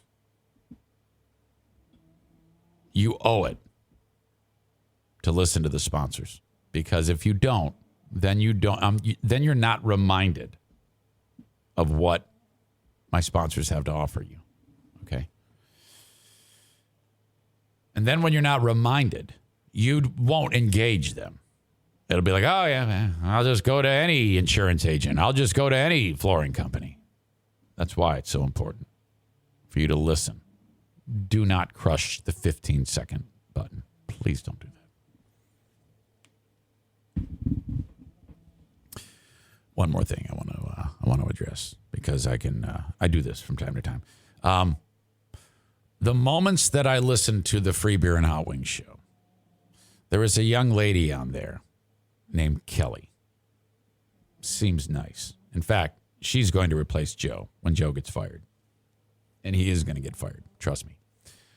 When he gets fired, she will be, and she can. She's a content driver. In fact, she's the second most content driver on that show.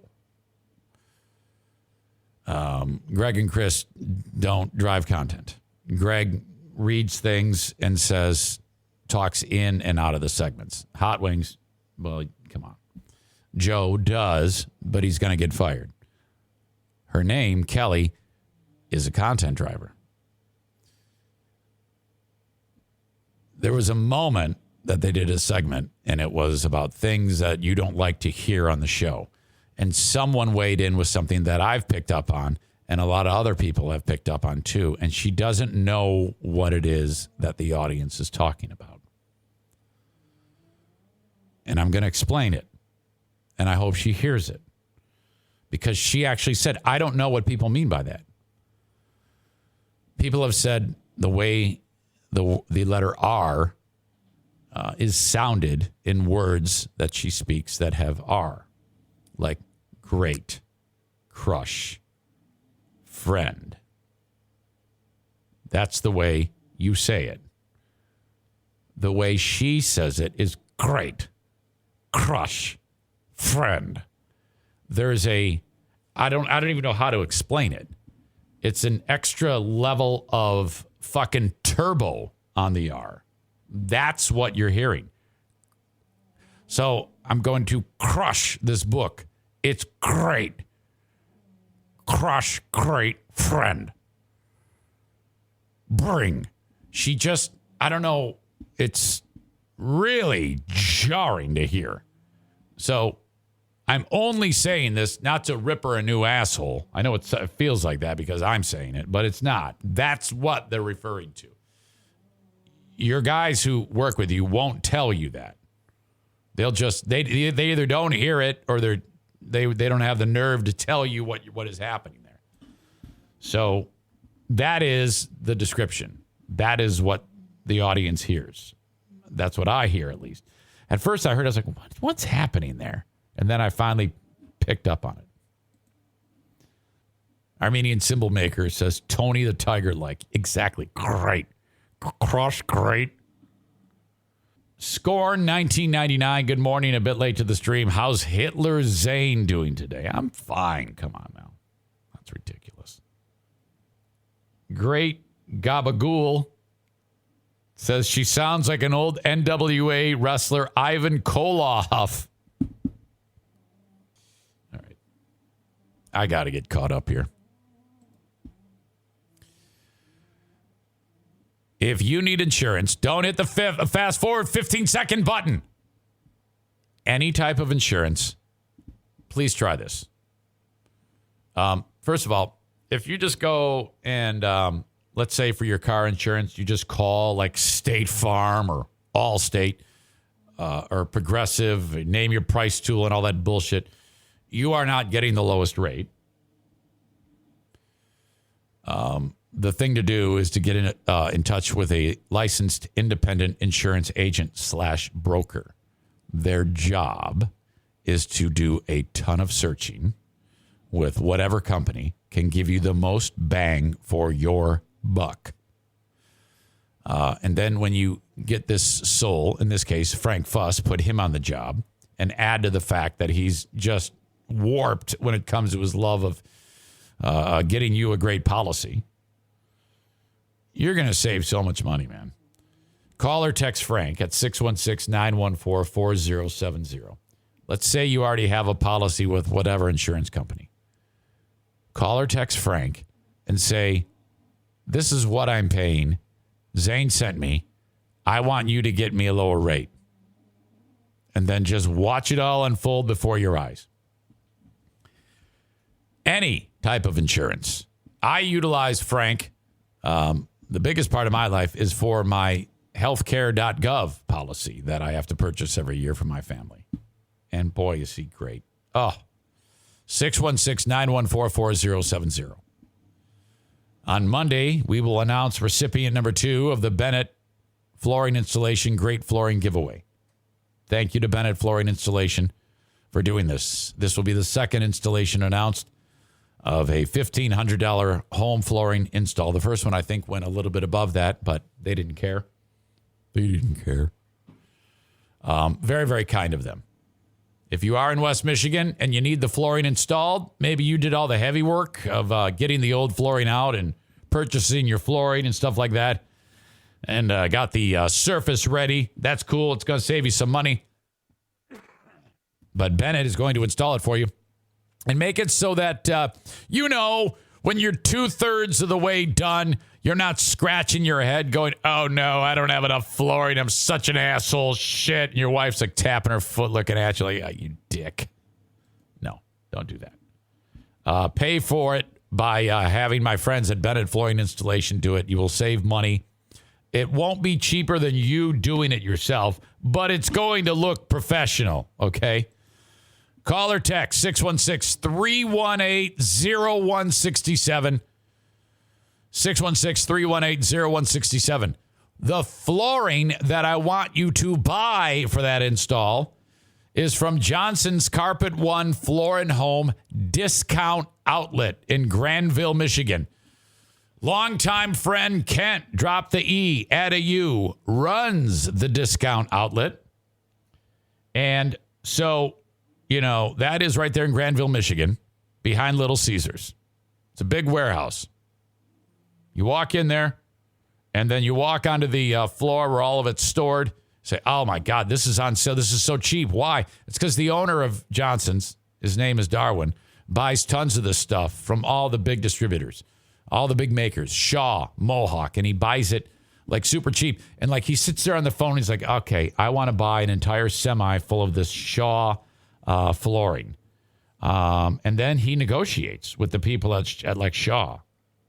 Yeah, talking to the Shaw in Atlanta, Georgia. I want you to pay for the shipping. And Shaw's like, I don't know. All right, but you have to buy 2 trucks full. Darwin's like, all right, fine. I'll buy 2 truckfuls.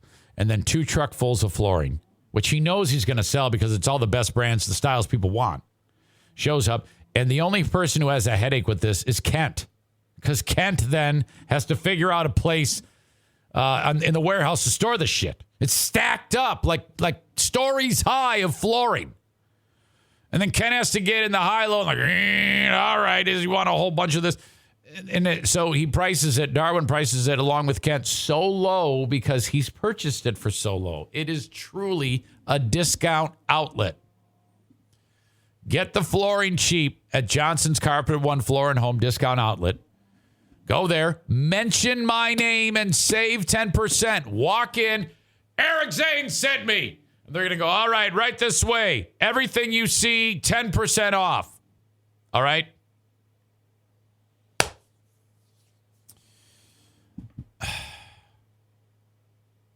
What does that even mean? I wrote something down on my show plan, and I'm not sure what it means. Okay, I just figured it out.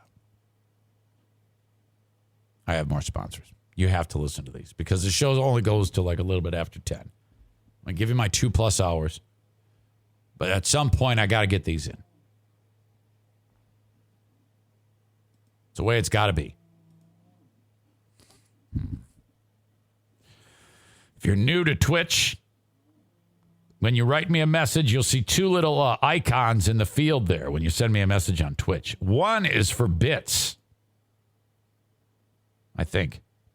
Yeah, you write cheer and then the number of bits you want to give me. That's Twitch currency. Like if I do something you like if I call some of you people an asshole for not getting the vaccine, some of you might cheer me and throw a little money in my tip jar here. That's what cheering is. Next to that is a little emoji icon. Click on that.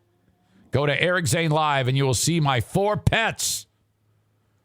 You can post the emotes or emojis on your comment. There will be the other 3 dogs too. Right now, all I have up there is Buddy Bobcat Face, Daisy, Benny the One-Eyed Wonder Dog, and Milo. So 3 one-eyed animals.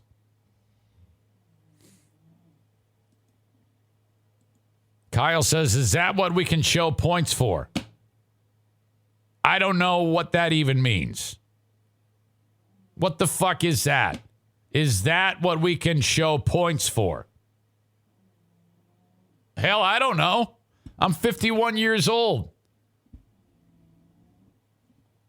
Cheering you because you're an asshole, but you are our asshole. 1,000 bits from Patriot Nick. Thank you. How much? What does that work out to? Is that $10? Because 100 bits is $1. You just give me $10, you asshole. My God. Corey says you earn those points the longer you watch. Patriot Nick is going to be broke. You're not kidding. It won't be long till he's on an airplane. Or have you left yet? Patriot Nick will be in Michigan. When you land, they're going to put you in cuffs. Okay? You're going to get off the plane, and they're going to go, all right, we got a bogey in the terminal. Okay, he's clearly planning to kill the governor. Get him in shackles, and let's take him to the state prison. That's where this guy belongs. As soon as they say, I hope you shave the beard.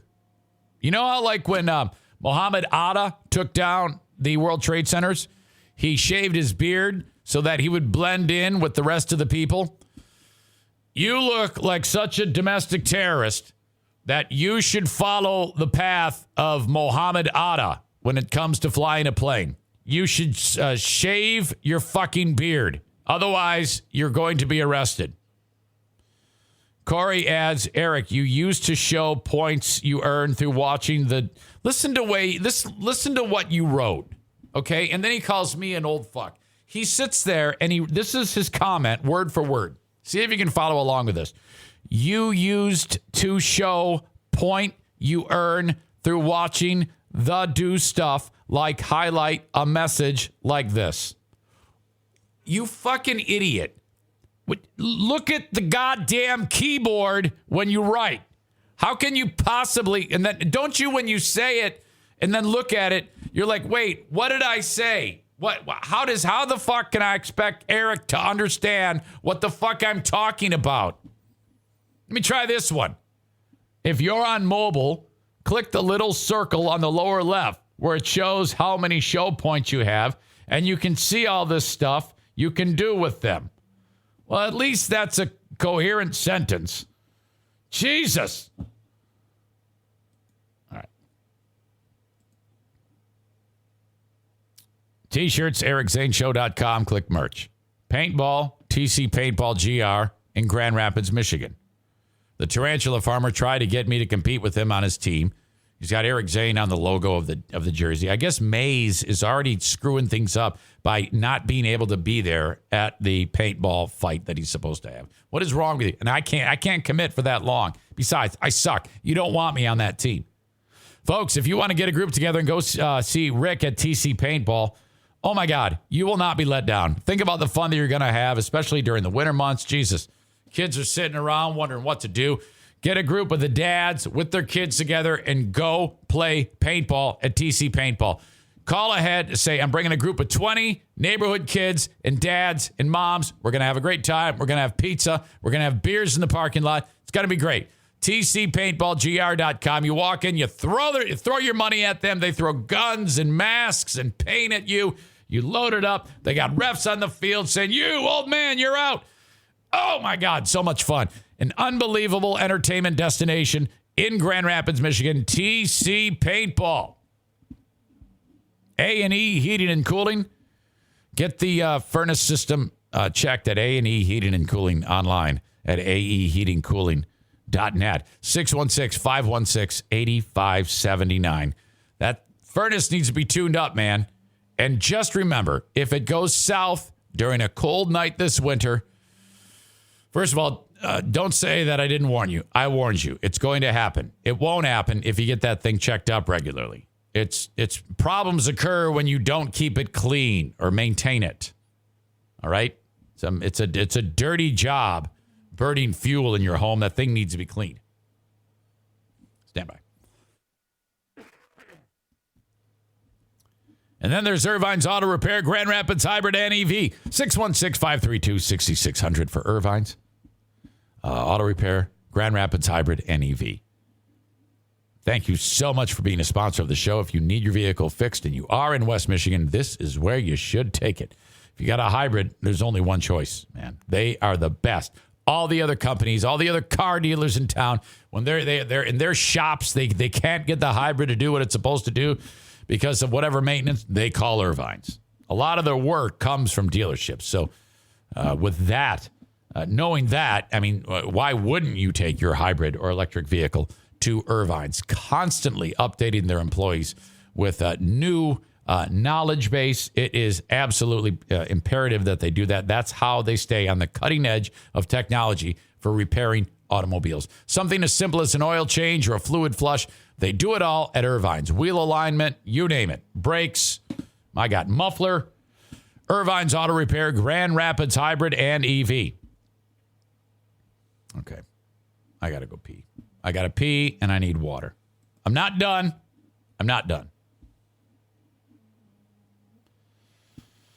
Let's see. Patriot Nick says, I have not been in contact with any FBI agents. Like when the Whitmer thing went down, they won't even release the transcripts or recordings because, as Nick says, this is his opinion, it would prove the undercover agents enticed them into the plan that they got caught trying to commit, entrapment. There you go. Nick says that they had no intention. They just went there to repair vacuums. And Adam says he's right. You guys are dumb as fuck. Okay? You're dumb individuals. That is all bullshit, and you know it. That adds to your stupid freedom narrative that you continue to bang the drum about. But we all know that that's bullshit, and those guys should be shot. All right, I'll be right back. And welcome back. This next story here, this is a rough one. I'm reading it from my phone, so I gotta put my glasses. These readers. You get like a pack of 4 of them for like $1. Damn it. I just discovered that when I pot the mic down to cough or sneeze or something like that you can still hear it just a little bit. It's really weird. By the way, it's been a bad week for eating and working out. I haven't done shit. I've done everything inappropriately. Horrible eating. Did not work out. Extremely busy. My God, this story. Some community in Australia's island state of Tasmania. Yesterday was a bad day. In the Southern Hemisphere, yesterday was the last day of school. Their summer's obviously opposite ours. Fucking A. So the school decides to, on the last day, like the kids can play in a bounce house, like outside of the school. So they set up the bouncy castle.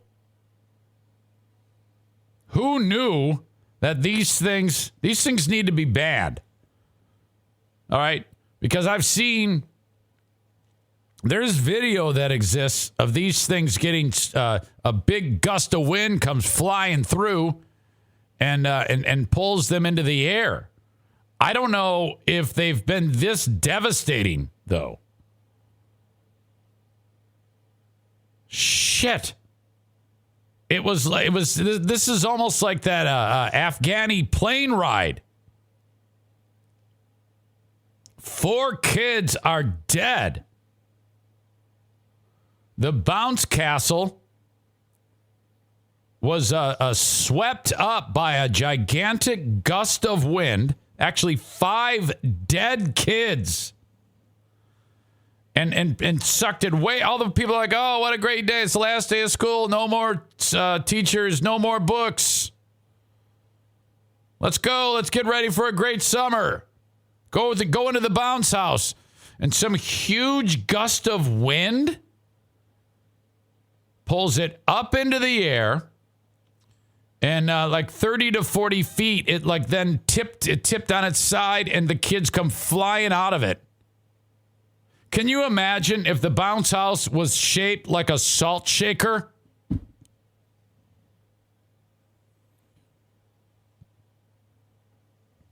Five other children were being treated, including 4 in critical condition. An investigation is underway. Well, I mean, the investigation should be complete. Obviously, there was no. They should have had an idea. I mean, somebody should be in prison for life or killed over this one.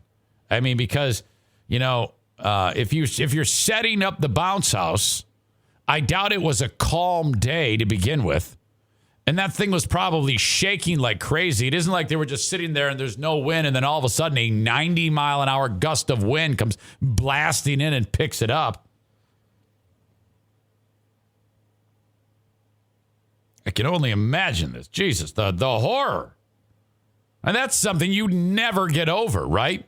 I mean, imagine you, for all of you audience members that have kids, put yourself in this spot right now. Last day of school for your kids. You go to work, and then you get the call that your kid is dead after flying out of a flying bounce house. Motherfuck. Local leaders are saying it's inconceivable. I know this is a strong and caring community. They will stand together and support one another. Well, yeah, of course. I doubt anybody's going to say, I don't want anything to do with this. The police commander says several children fell from the jumping castle. It appears they may have fallen from a height of 10 meters, so roughly 33 feet. This isn't the first tragedy in a jumping castle or a bounce house. This might have been the one I saw. This one actually was there was footage of it. It was incredible. In May, 4 children were injured after a bouncy house was lifted by strong winds in Arizona. That one, no one died, so I probably laughed. In 2016, a 7-year-old in England died after a bouncy castle was blown away. And in 2015, a girl in China died after falling from a bouncy castle that was lifted by a strong... So it's happened many times before. Jesus. Fuck that. We've had those in our front yard before. For Madison's graduation, I think I rented one of those bouncy castles. I'm not going to lie to you. If at that graduation party, a gust of wind blew the bouncy castle into the air, regardless of how many children are in it or falling out of it, there is going to be some serious spectacle. I'm going to actually be happy I'm seeing a bouncy castle in the air. Now, ultimately, I would be sad when they hit the ground and died. But I'm going to be like, did you see that? Oh, my God. And then I'm like, oh, no, there's people dead. Fucking A, shit. But holy fuck. Essentially, in all seriousness, bouncy castles are killing our children, okay? If we're going to abolish guns in school, you can't bring a gun onto a school. You also can no longer have a bouncy castle. Those are devastating too. I mean, seriously, I don't know what's more tragic. The death at Oxford High School or the death from the bouncy castle. I mean, at least in Oxford High School, you have someone to hate. All right? You can hate the Crumblies. You can hate the school district.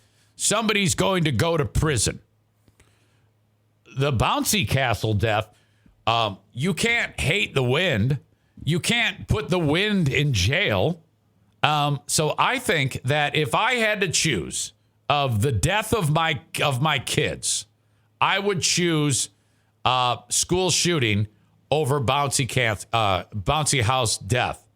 I think between the two deaths, that has more upside.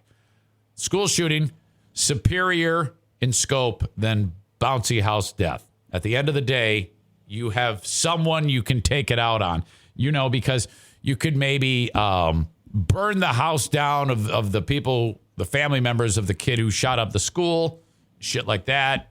Get some redemption, revenge. That's all key. That helps the healing in my eyes. You see people who,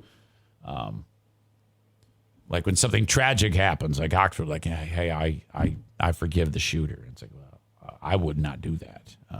We need to kill the shooter. That's the option here. That's what's on the table. Like in the fucking courtroom, kill him. Grab anything and bury it into his fucking head. That's what you need to do. Death by bouncy castle. I mean, there's nowhere to go. You have nothing to do. You have no one to blame, So very, very fucked up. Horrible. Very, that fit the 10 and 11-year-old kids. My God. What the fuck? Cameo.com. Hire me on Cameo. Cameo.com/Eric Zane. So much fun.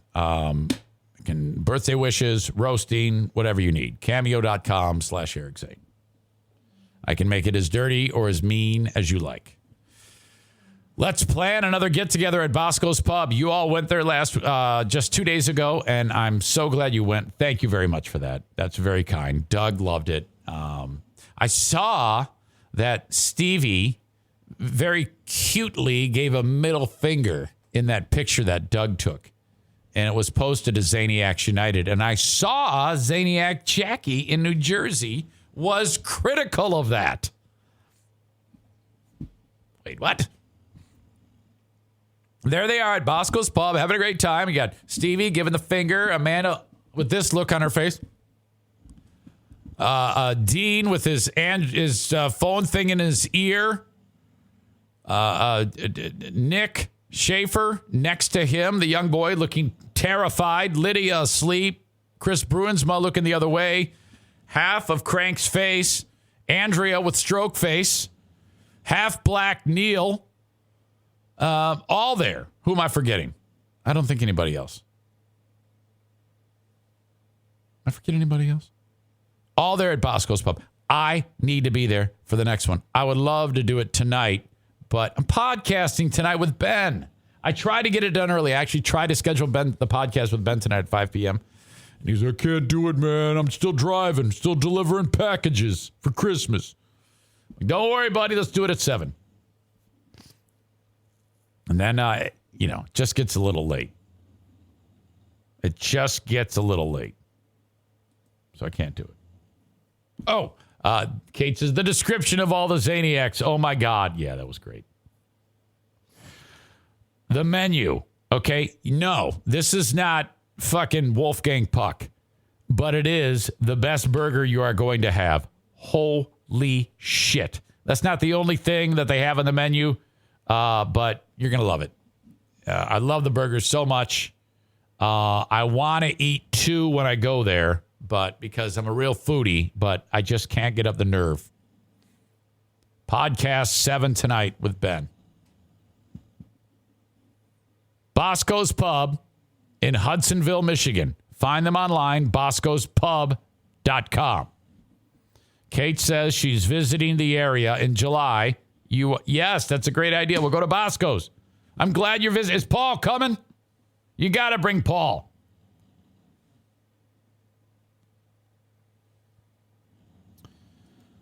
All right. Blue Frost IT, the managed IT service provider for the Eric Zane Show podcast. Thank you. Online at bluefrostit.com. Call them 616-200-8550 if your business needs an upgrade in tech because, your stuff is slow, it's shitty, your workers hate it. Yeah, spend a little money on your business. You might have to upgrade some things. Well, what you need to do is sit down for a complimentary consultation. How do I make this business more efficient? Alan from Blue Frost IT. This is what we do here. We do this, this, and this. This is what we do. These are the products we make. This is the service we provide. What do I need to do to get my tech improved? He's going to price it out for you. You're going to buy it. He's going to install it. He's going to be your managed IT service provider. Blue Frost IT. If you need a mortgage, you might need my friends at Van Dyke Mortgage.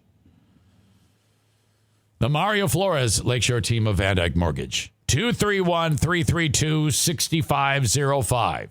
Anywhere in the USA, if you need a mortgage, good credit, terrible credit, refi, first mortgage, last mortgage, doesn't matter.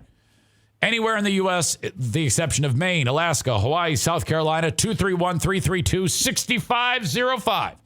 And last but not least, and I understand I've given you two big chunks of sponsors, but I went an hour and 30 minutes to start the show, so I got to make them up somewhere. And, I like to keep these podcasts about 2 hours. We'll do the asshole of the day in a second. Horizon Hydroponics. Horizon. Hydroponics.com. Did you hear that? I put this in front to cover the sound. Horizon Hydroponics. Hey!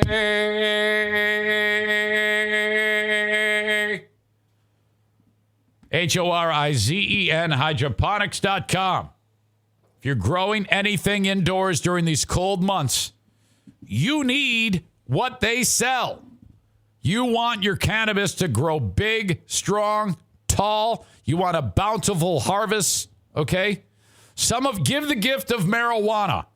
Horizon Hydroponics. Reach out to them, and you can get a gift card. You can do whatever you want. You buy anything online, use the coupon code Zane Show. You'll save 10%.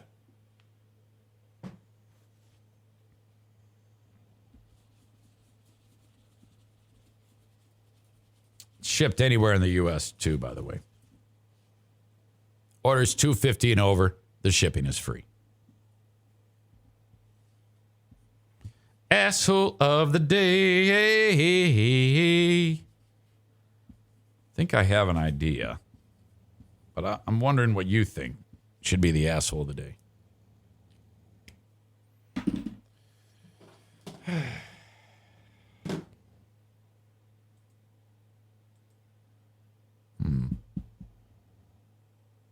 I'm going to make a poster and stand across the street from Meatheads when I get in town. Nah, don't stalk my dad. He won't like that. He's going to think you're crazy. Adam up north says, we don't have power up here. Oh, my God. I'm so sorry. Asshole of the day, thank you. Boy, Kate was right on with that one. Asshole of the day, Patrick Mahomes' dick brother. Jackson Mahomes is the asshole of the day. I know you're kidding, Nick. Congrats. Congrats to you. You really are. You are such a fucking putz.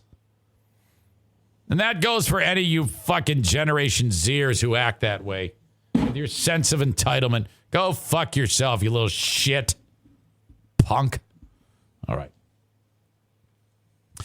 That is going to do it for the Eric Zane Show podcast today. I'm going to raid Plain Talk John again. All right. Super nice guy.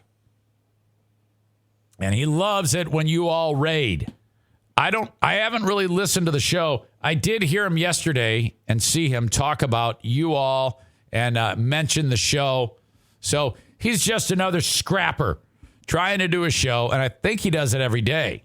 And I think a lot of you like him. Nick loves him. And Kate says he was so happy. He's like genuinely joyful with a big, big for me, big for him. I mean, we're fucking little shits in this whole world of podcasting.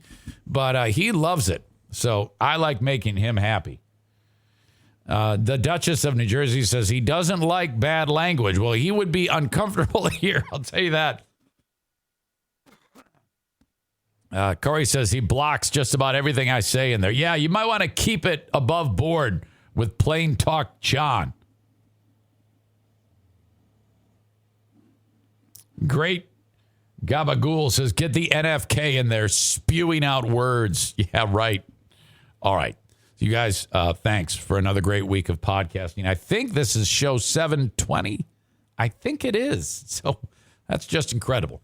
As we inch ever closer to the 3-year anniversary of January 6th. Believe it or not, the same date as the insurrection, when all of you dumbass patriots raided our Capitol. I wish the Capitol police would have had machine guns and just went.